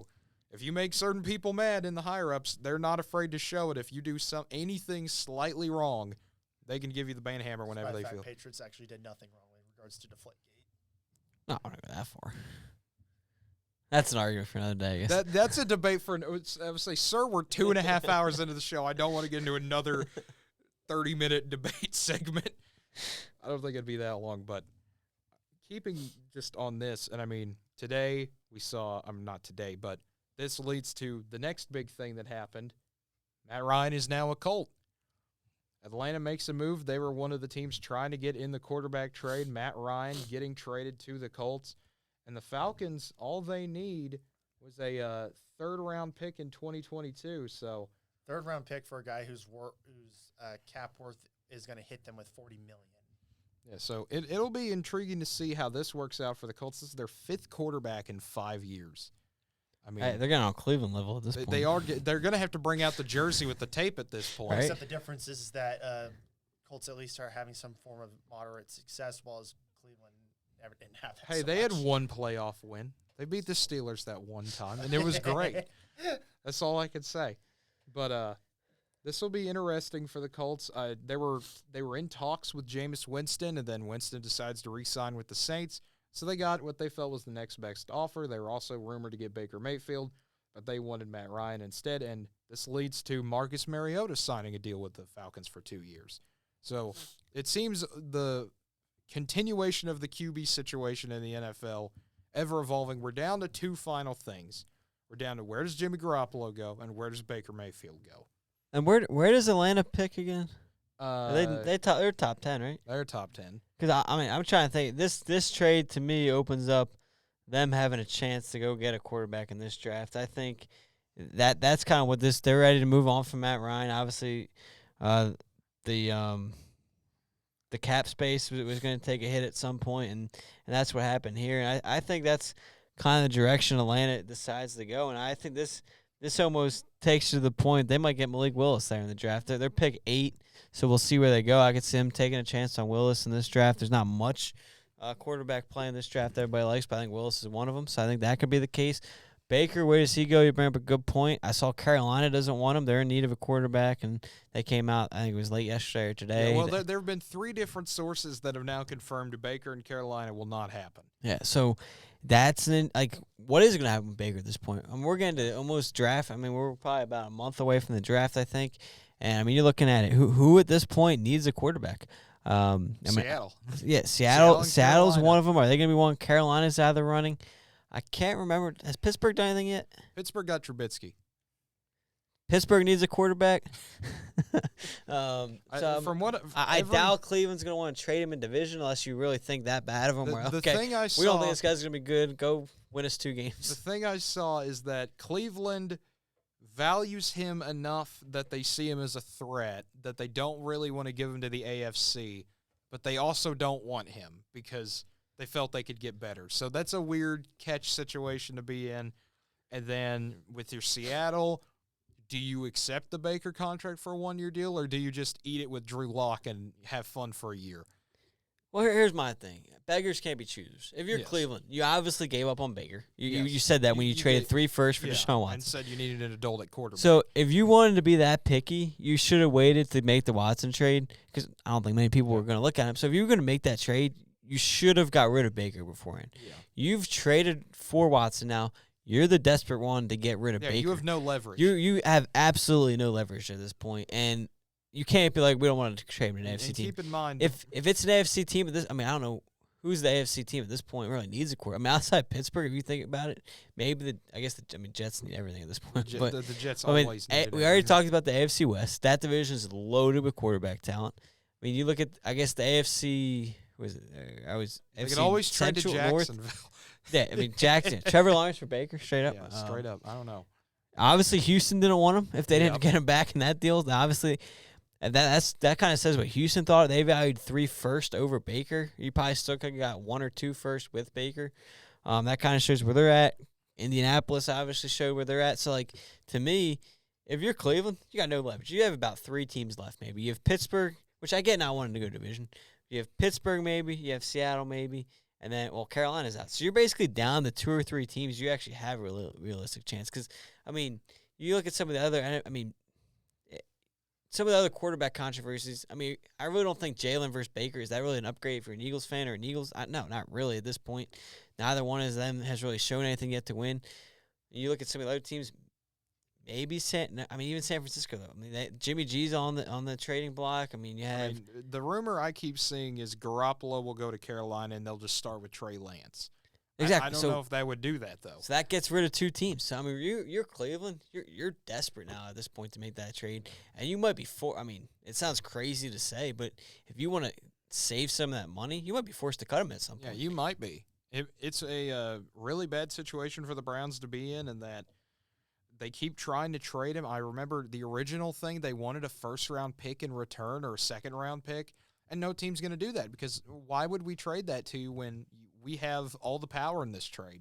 You're the one who made him mad and are actively trying to get rid of him by bringing Watson in. Exactly. And listen, I've never been a Baker guy. Yeah. But here's my thing is he's not played bad enough to do this to him. No. He's not Nathan Peterman levels of, what in the world is going on. You had 1 year left of him. You should have just finished out that contract, to be honest. Kept that first-round pick for this year. You could have matched somebody up with a mark. You had plenty of other options to do. Again, I'm not a Baker guy, but they've treated him pretty poorly, and I thought that was pretty disrespectful to do what they did. And I get it. He hasn't been the best guy. But, again, it's just we don't know what Watson's going to be like. How much of an upgrade really is Watson over Baker? We really don't know. Let's say he gets suspended for a year, and now you're starting Jacoby Brissett because you did this. Congratulations. You might have shot yourself in the foot even further than we could have ever imagined them doing. And not to say Jacoby Brissett's a bad quarterback by any means. He's a solid guy. But what you could have in the system you did have in place, now you got to change it around a bit. Yeah, and that's interesting where the NFL comes in the standpoint is when are they going to make up their mind on the decision? Like, at some point, they got to make an announcement. Watson's getting 0 games. Watson's getting 4 games. Watson's getting 8. Watson's getting a full season. Because here's the thing. If say, tomorrow morning we wake up and NFL suspends Watson for a year, well, Cleveland just got saved in a sense because now they don't have to trade Baker. Because now you can keep Baker, let him play that 1-year deal out and see what happens, and then you move on from him next year. So it kind of all depends on that situation, too, is the longer the NFL waits, the more that hurts Cleveland, too. Yeah, and the original thing, this is kind of funny. I was going through the archives on this one. Baker's camp originally expected him to be traded this offseason, not for Deshaun Watson, but for, of all people, if you can believe this, Kirk Cousins. Apparently they were told there was a rumor or at least a deal in place that they were going to deal him to Minnesota for Kirk Cousins. And then that was the start of this, I guess, before any of us knew what was going on. And then the Deshaun Watson stuff starts. The Watson lottery basically begins between the entire NFC South and Cleveland. And Cleveland ends up winning it after being told no, so here we are. And here's my thing on that is, do I think Kirk Cousins is worth, what is it, $35 million or something like that? No, I don't think it's worth that. But I do think Kirk Cousins is a little underrated. So it is a weird time in the NFL. I mean, you can always say that about any period, but this has got to be one of the crazier off seasons we've ever had. Oh, especially with the quarterback. Brady coming back wasn't even the biggest story, no. and he retires and comes back 2 months later, and that's just mind blowing in and of itself that even happened. But you've had the Deshaun Watson stuff, you had Carson Wentz, now you have Matt Ryan, you have Tom Brady, you have the Aaron Rodgers, Willie Woney, you have the Russell Wilson. Every quarterback's just playing roulette. This feels like an NBA offseason where, let's just trade for the sake of trading. Well, did you see who else might come out of retirement now? Who? Julian Edelman. Yeah. They said that Tom Brady and Edelman have been working out together the last few days. So everyone thinks maybe Edelman's going to come back out. Just bring all the old just have all the old Patriots show up on the Buccaneers and just merge them together. Well, Gronkowski's still a free agent, so you can repair 3 of them together. There you go. Just bring the old core back. Bring back good memories, but in a different jersey. I love how I didn't have to say a single thing because you guys pretty much said anything I could have possibly said. Yeah, we just kind of carried the conversation here. It was like, okay, we can just keep this going. As much as you guys were telling me, like, okay, I'm just going to sit back and let you guys talk. There's one of those that it's just disappointing for me to see it. Just I don't understand why Cleveland felt they needed to make a move here. I think if you wanted to get rid of Baker so badly, you could have just had this 1 year, played it out as like, okay, he's the problem if we don't make the playoffs. And send him on his merry way. That's all you had to do. And the thing is, this last year, if you actually really look at it, the whole picture in regards to how the team was, they were battered in every single aspect of their team. They were dealing with injuries throughout the year. They played a game. They had 2 games where you had Case Keenum as a quarterback and Nick Mullins as a quarterback. I mean, to seriously say that Baker was the problem is really stretching it. Like the problem was everything, and everything comes not from the team being bad, really, but from injuries. How are you supposed to win a game when you have half a team for some of those games? Exactly. I mean, and the same thing happened to the Ravens. The Ravens got decimated by injuries, and they still won 8 games with half a team. It's kind of the same thing that happened to the Browns. Well, and you upgrade at wide receiver. I mean, no disrespect to Odell, but Amari Cooper's a better receiver. He causes less problems there, and you got Amari, and it's like, okay, we'll see what you can do with him now. And, I mean, still have to re-sign Javaris Landry, I think, but we'll see where that all goes. Yeah, we'll see where it goes, but it is a ever-changing situation. And speaking of ever-changing situations, the NBA. That's about all I can say about this league. It changes every single week. We're getting close to the end of our show here, but before we get on out of here, I do want to get into the NBA a little bit because we've only got 10, 11 games for most teams until we get to the playoffs. Playoffs are less than a month away. About a couple weeks away. Yeah, so we're not that far. So one last time. Well, not one last time. We'll be here next week. But well, the playoffs won't start that early. As much as I'd love them to start in April. Start them tomorrow, please. Start them yesterday. Just keep going back. Start them in October. Just playoffs consistently. But as we go through this one last time, I keep saying one last time, but one last time for the show tonight because we're about out of here. It's past this show's bedtime. We've gone for 2.5 hours. But starting in the East, Miami's still number 1. They've already wrapped up the Southeast Division. It's kind of easy to do that when you've got teams like the Magic and Atlanta and the Wizards, which Atlanta just not being that good this year. they've had their own problems. But Miami currently number 1. 2.5 games behind them are the Sixers, the Bucks, and the Celtics in that interesting battle for the 2 spot. You have the Bulls at 5, who are only 2 games behind that. And then Cleveland, another game and a half, and they're the 6th spot right now. You move into the play-ins, Toronto at 7, Brooklyn at 8, Charlotte 9, Atlanta 10. And there are only 2 teams still in the running. The Magic are gone. The Pistons are gone. The Pacers are gone. But the Wizards and Knicks are still 5 games behind Atlanta and still chasing that opportunity to make it in the play-in. Yeah, and here's the tough part. If you're the Sixers or Bucks, you need to get out of 2 or 3. I mean, you got to move up to 1 or let the Celtics take it. Because here's the thing. The Nets right now obviously are starting to – they got some guys back. The Nets are probably going to get the 7th seed. They're going to get matched up with Toronto, 7v8. Well, I say that, but here's the thing. You're in Toronto. Kyrie's probably not playing that game. So that's where it gets tough. But if Brooklyn's able to beat Toronto, take that 7th spot, you finally win the – think about it. You win a 2 spot, and now you get matched up with Brooklyn first round. Yeah. Like that's the most deflating win of a 2 seed you could possibly get. Is we got the 2 seed, but Brooklyn won the playing game, so now we got to face Brooklyn first. We got to face Kevin Durant first round. But that's the tough part. It's where you got to kind of pick your poison there at the top. So, and here's the thing though, it is where it gets interesting too. Is at the top, Sixers and Bucks wise, they've played less games than the Heat, so you can kind of make up other ground still in that sense. Here down the stretch, it's gonna be interesting to see how it all shakes out. Obviously, Celtics. Probably the hottest team in the NBA right now. I mean, maybe the Suns, obviously, but they've been hot all year, so it's kind of tough to pick and choose there because the Celtics struggled to start the year. Imagine if the Celtics have been doing this all year. They'd probably be up on the Suns level in terms of wins. I mean, they very well could be. They'd easily be the 1 seed, that's for sure. Yeah. But as we look at the West, Phoenix has already wrapped it up. I mean, despite the injuries. They wrapped it up 2 weeks ago. They wrapped it up 2 weeks ago. I mean, just despite everything that has been thrown at them, they continue to win games. And is one of the most impressive things I can think of. Still the 1 seed, going to be the 1 seed more than likely unless something drastic happens in the next few weeks. They basically have to lose every game. Yeah. I mean, you got to do something catastrophic at this point, and Memphis would have to go on an insane win streak because they're in 2nd place, 9 games behind them.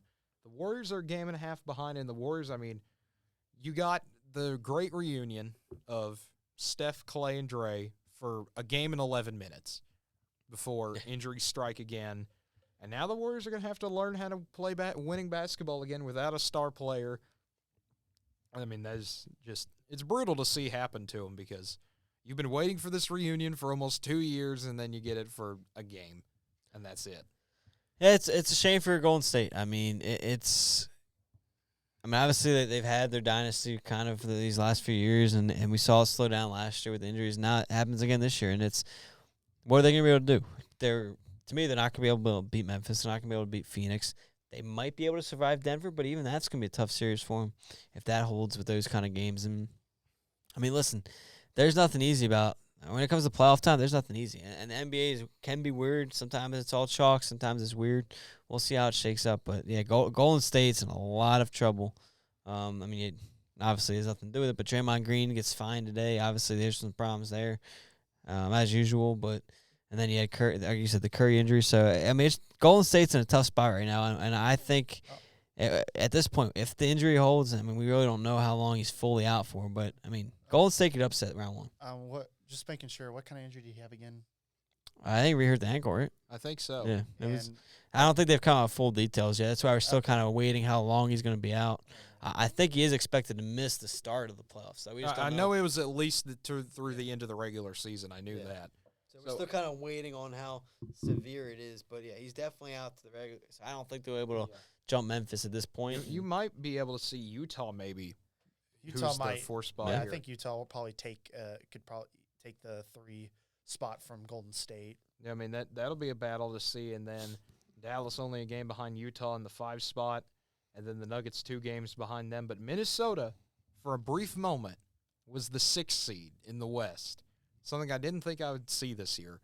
And then the Mavs beat them, and then they went right back down. But only half a game out. Yeah. Minnesota can make a play here. They're 8 of their last 10 they've won. This is a team that's come together. It's been really fun to watch. I mean, Karl Anthony Towns doing his thing. Anthony Edwards playing well. How about Patrick Beverley playing well? I mean, he's still an irritant to everyone. Still causing problems in the court. Still causing problems, but he's now Minneapolis' favorite irritant, the whole state's favorite guy. It's going to be a fun. I mean, we joke around about having the playoffs starting tomorrow and yesterday and stuff, but it will be a fun last 10, 11 games. I mean, depending on what team you are, how many games you got left, 10, 11 games of the season, because there's still some seeding to play out for it, and that's what it's going to be fun to see in the matchups that get created here down the stretch, and we'll see what happens. And I mean, just imagine when you look at, I mean, like you said, the spark Minnesota's had this year right now.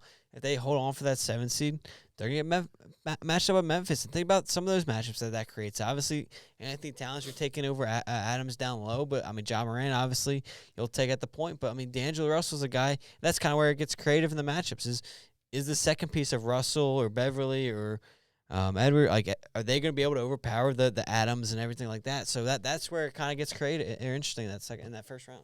Yeah, I mean, it will be – it's just going to be fun. Yeah.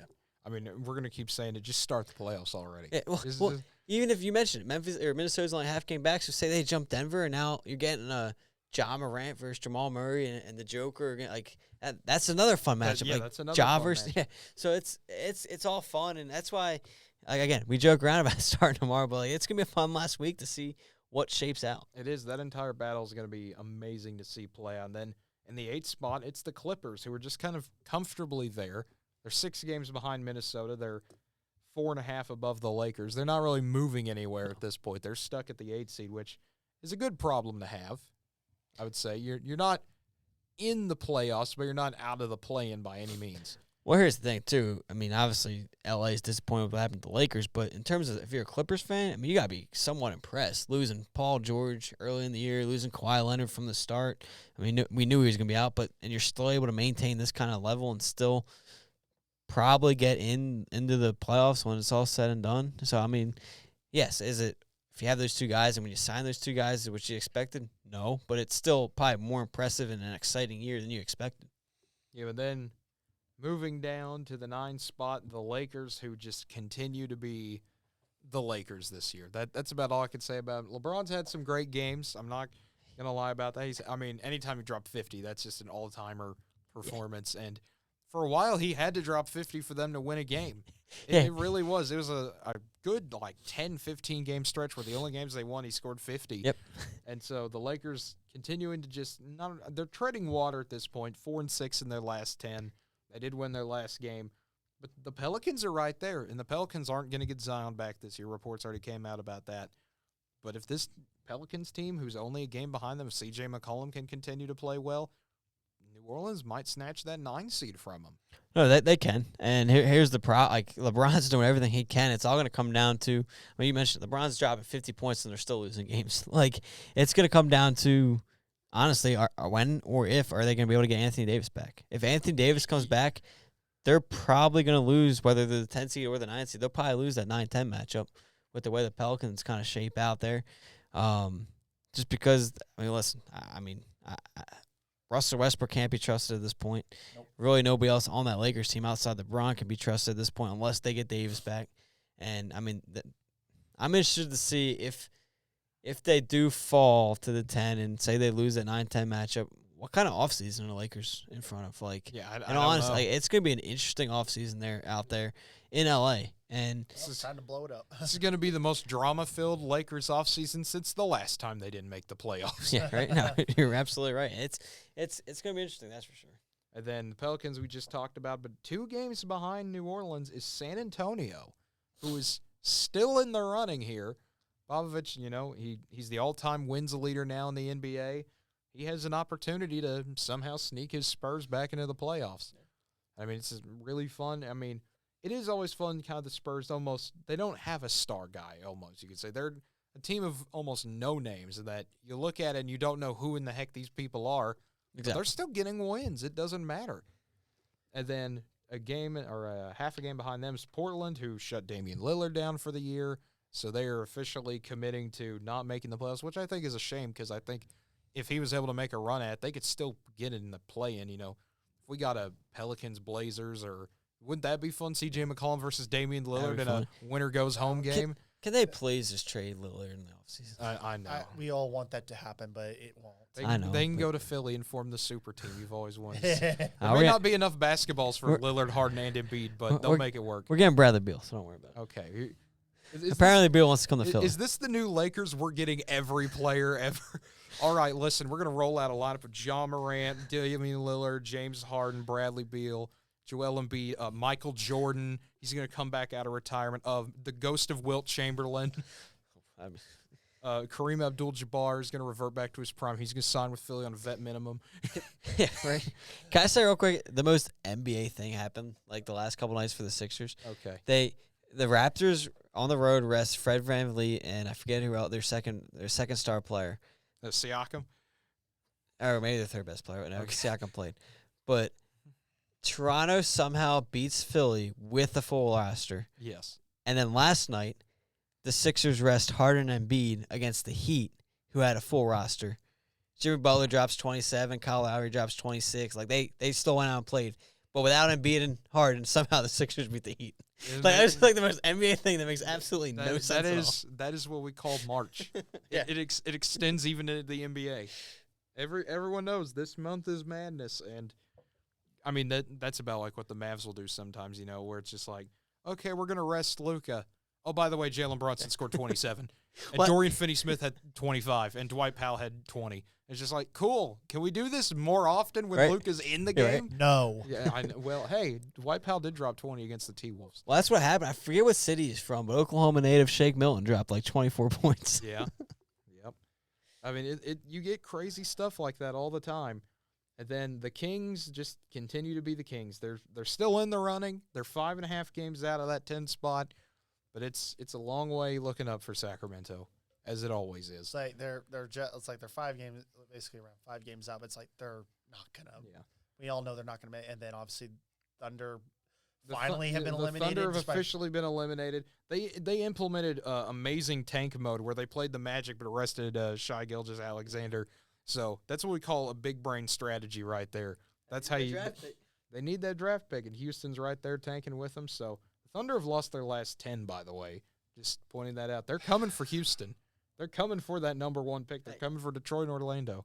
All I can say to Thunder fans, It will get better. yes, I was there a few years ago. The Sixers did the same thing. Yeah. The Sixers were as bad as winning 10 games, lost 27 straight. Trust me. Don't give me just- hope. No, Stop. no, seriously. Stop giving me hope. Get through these bad years. It will all work out. I truly believe that. I mean, listen. I've been there a few years ago. It will get better, and it is worth it. I can say the same thing. Stop giving us hope because our general manager has been incompetent when getting actual draft picks. No, we've been over called the that too. years. I'm just saying. Listen, you win some draft picks, you also lose some draft picks. We drafted Jahlil Okafor. We drafted Ben Simmons. But look, we were the 1 seed last year in the playoffs. We're the 2 seed this I year. love right that now. you went with Simmons over Fultz. That made my day. Oh, Markelle Fultz is on the court playing games. I know. Ben Simmons That is not that on the true. court playing games. Also, yeah, shout out and Nerlens Noel. Can't forget Sixers legend Nerlens Noel. I will say, I wish they kept him in reserve. His defense was phenomenal. So Yeah. I was always a kind of a Noel fan. But I'm just saying, Thunder fans out I'm just there. saying, from a Mavs fan experience, Nerlens Noel, we have a very different view of him. I'm just saying, get through these bad years. It is worth it. And one of Philadelphia's favorite words, trust the process. I will It's say worth the it. same thing as a Mavs fan. I had to endure watching 40-year-old Dirk Nowitzki out there on a team with Dwight Powell and Devin Harris, who's 37, and JJ Barea, and watching your childhood heroes on a team where they're not winning more than 25 games, just out there just playing to play. It's sad.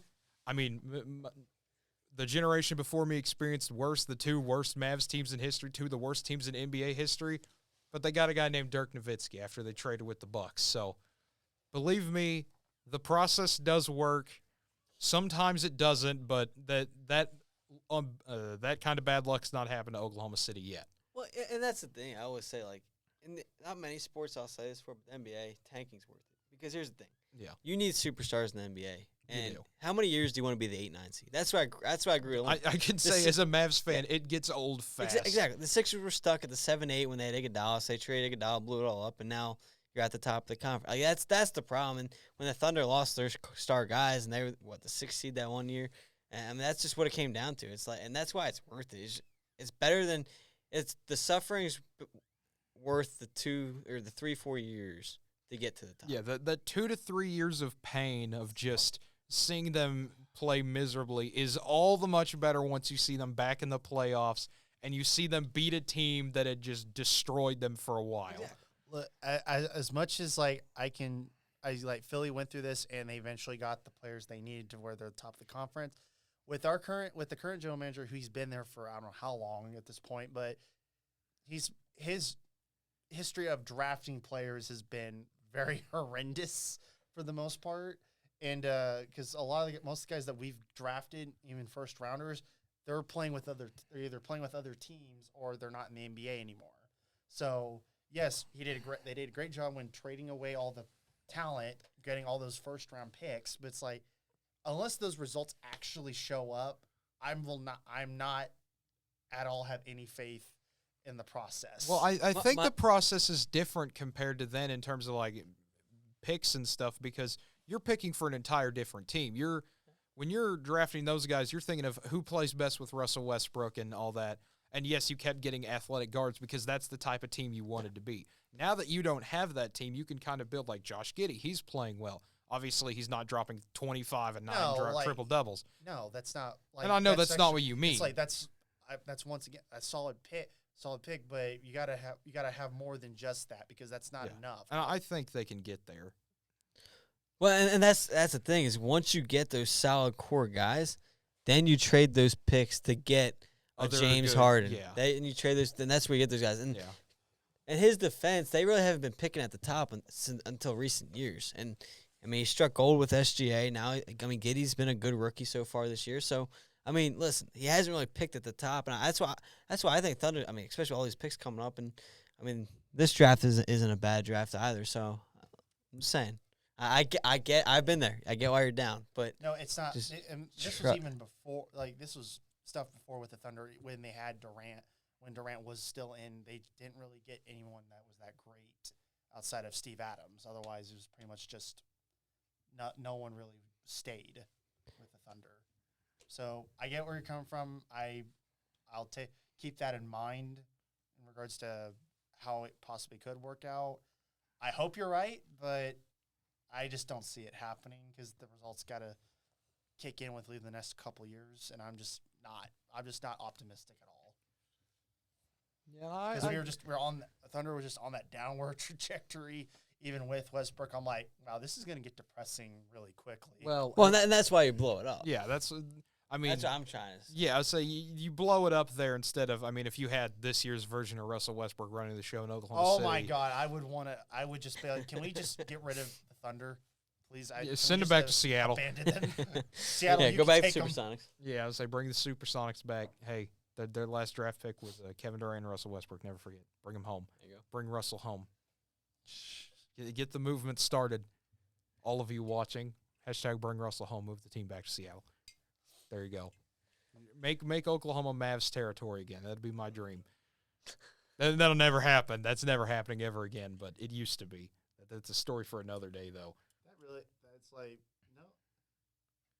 It's like, that must have been more of a southern Oklahoma. It was. Where I grew up, growing up half an hour from the Red River, there were, especially after the finals run, you saw like the big resurgence of them one last time. Like, yeah, that's my team. What do you mean the Thunder in the finals? Yeah, that's my team.